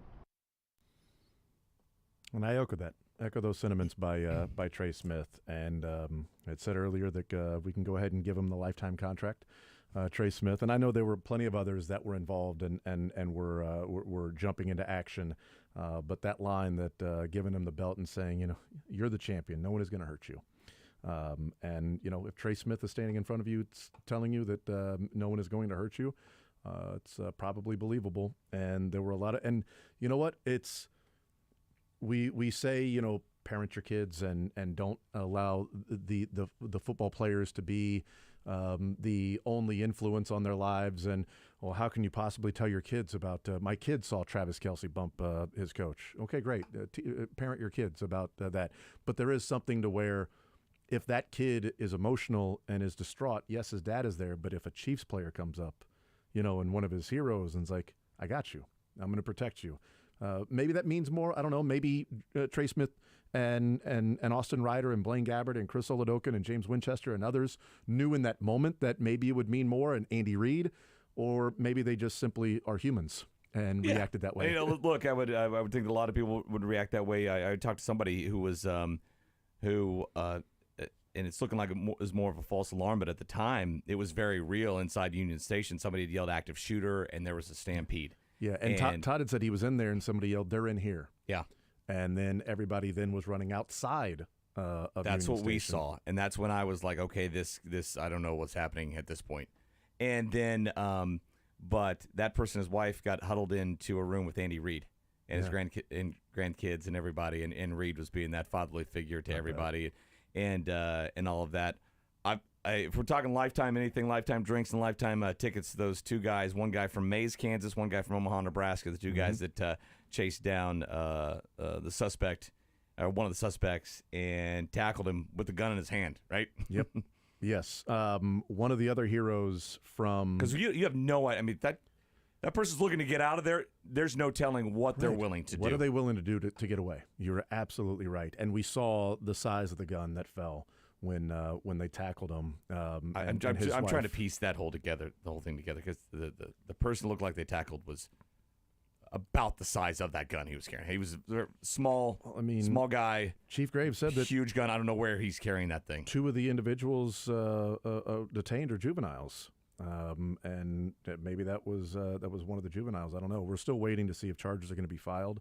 They are running out of time if they're going to do that. But if they file charges, we will certainly let people know. She had said earlier today in the press conference around 10:30 that they are working closely with Jackson County prosecutors, and they have all intentions of bringing charges against the three individuals that have been detained. Speaking of some of the heroes, we'll take a time out. On the other side, we are going to be joined by one of the heroes of yesterday in the crowd. There was video that went around of somebody administering CPR there.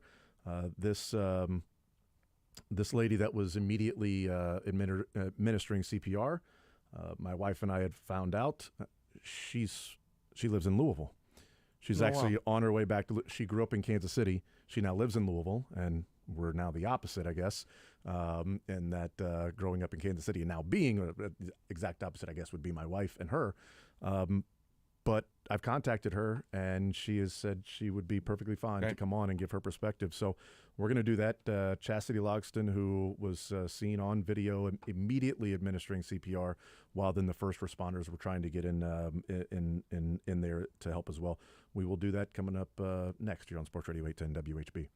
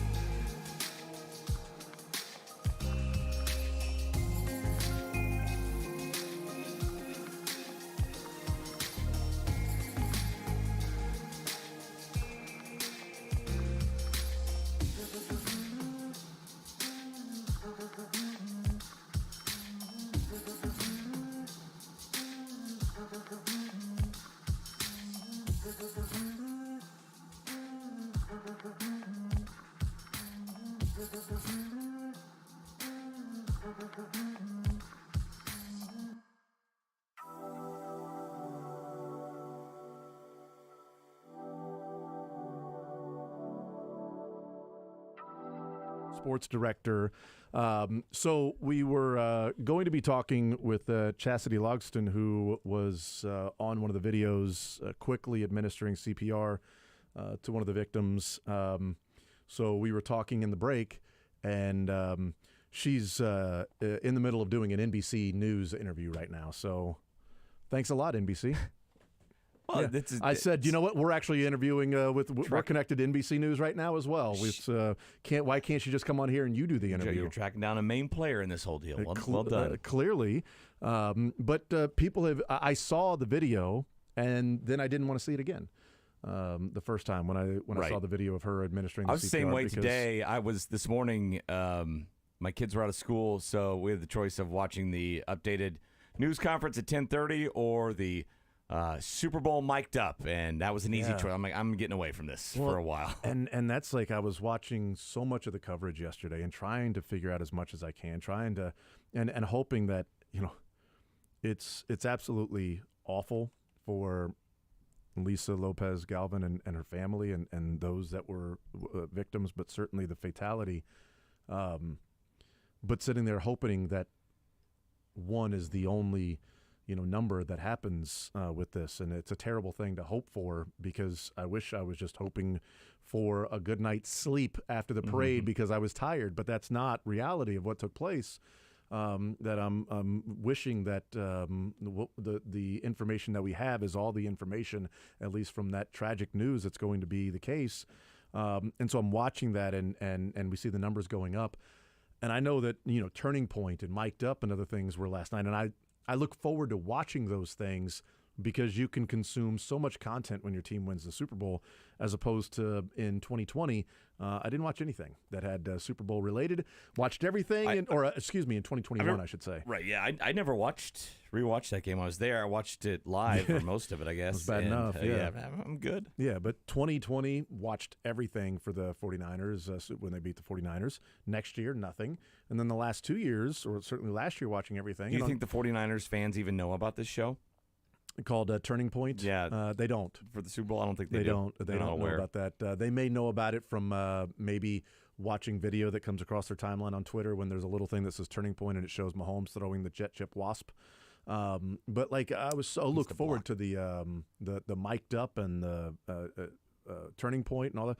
And it was on last night. Like, Inside the NFL had some Mic'd Up stuff, which is what we used for the Super Bowl montage.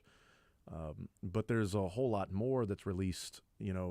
Last year was released on a Tuesday, and it just didn't have the energy to, it felt so inconsequential. It just felt so secondary to everything that was going on, to just being around my son and daughter and wife, and my in-laws are in town this week as well. And it's like, they happened to come in. My father-in-law almost came to the parade with me, but being a Bengals fan, I don't think he wanted to be around that. So he decided he was going to stay back because my brother was at the parade with us. And so he was like, do you need me to come down there and help with Everett? I'm like, well, my brother's going to be there, but you're more than welcome to come and hang out. He's like, not if I don't have to. I'll be there to help out Everett if you need me, but I don't think I need to be seeing that. I'm like, well, see what it's like, because at this point yesterday morning we were able to have fun in life. And I said, well, you can, come see what it's like to Take some notes. Win a championship, experience. It's great. It's a lot of fun. Maybe one day, I don't know. That might be the case. But they're all in town, and it's just like last night. I'm like, that was the conversation when we got home. It was a conversation at dinner, a conversation after dinner, and like 8:45 rolls around, and I'm asleep. I'm out. And typically I'm up till 11 or midnight, not as late as you, but. It's just so emotionally drained yesterday. I just didn't have it in me to say, oh, let me watch how cool the Super Bowl was and all this stuff. I'll get around to it maybe tonight, hopefully tonight. I'll do that. And, the unfortunate part of the victims is that life will go on. People will get back into the routines. And the scary part is, we get back in our routines and then we go about our life and then it happens again. And then we're all brought back. And, joining, our city, joining the unwanted community of cities that have suffered these tragedies and terror. Like, you don't want to have your city and community be a part of that, but we are now. Right. And look, there have been mass shootings here, plenty of them, right? And Todd and I, we were all just talking about how this, this happens. Yeah. Unfortunately, what Kansas City, Missouri had 200 murders last year. Yeah. But when it happens at an event like this, that's when you get stamped with that reputation, and that's what angers me the most. That I've been going from like sad to mad to hurt to angry to pissed off to defeated. Yeah. I mean, there's just been so many emotions that have overcome me over the last, going on 24 hours now. I mean, the shots rang out about 1:50 yesterday, and it's about 5, 6, 7 minutes away when we were all enjoying ourselves and swag surfing, and then one of the parts that's sort of surreal is seeing a video out there that has the sound in the background of the rapid gunfire. And the background of that is hearing Beastie Boys, Fight for Your Right to Party is going on, like that being a theme of this 5-year run for the Chiefs. And in the foreground, what you hear the most is the immediate, sounds of a gun that's going off, and not just a couple of pops, but just the sound that you would hear when you're watching the news from other cities. That sound. Yeah, no, and then what a run we've been on, right? 2 straight Super Bowls. Yeah, you have the draft. Earlier this month, we find out 6 World Cup matches are coming to little old Kansas City. It has been a huge run, and it feels like it now. Hopefully, it's not, but it feels like it kind of came to a screeching halt yesterday, literally about 24 hours ago. It definitely did. We will take a timeout. We'll come back, and we will wrap up the show with Mick Schaefer coming up next.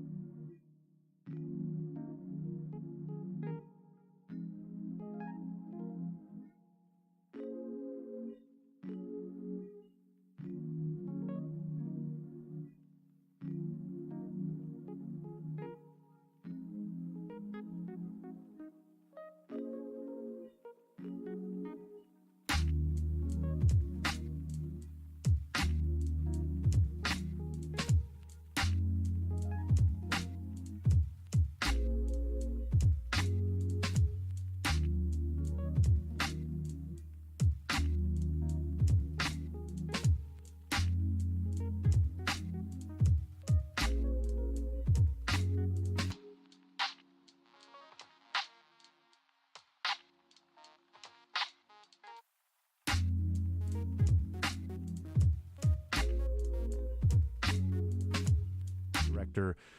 As we have been sort of going through the events as we've gone through today, and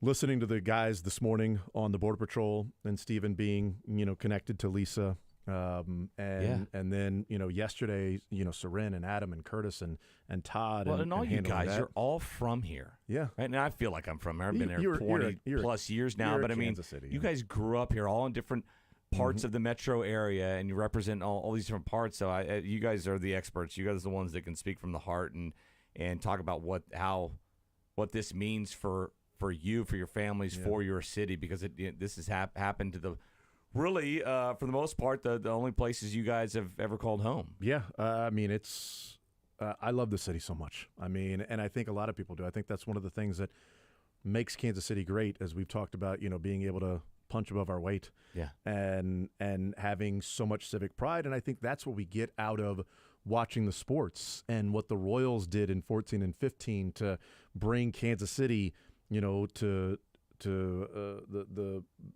the eyes and the ears and the interest of the nation because of the sports, and the Chiefs doing the same thing. And Clark Hunt on the stage talking about the world is paying attention to Kansas City.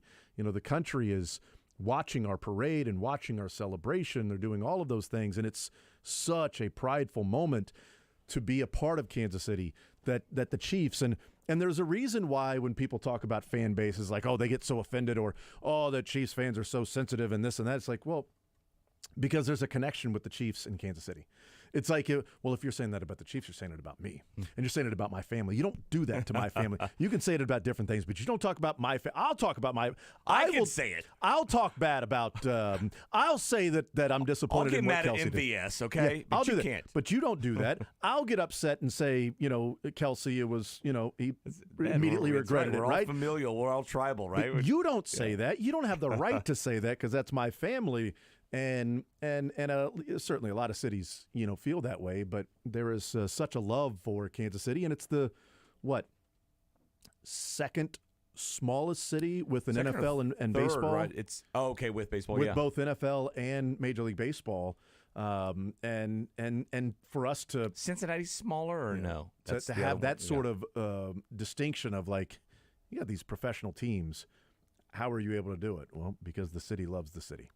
And Kansas City loves Kansas City as much as any city loves themselves, and we understand what and how great the city is, and what championships and things like that mean to the city, mean to the people in the area. See, I couldn't have said that.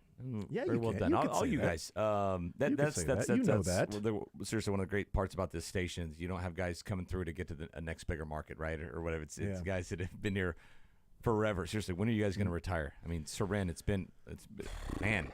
He's in his 50s now.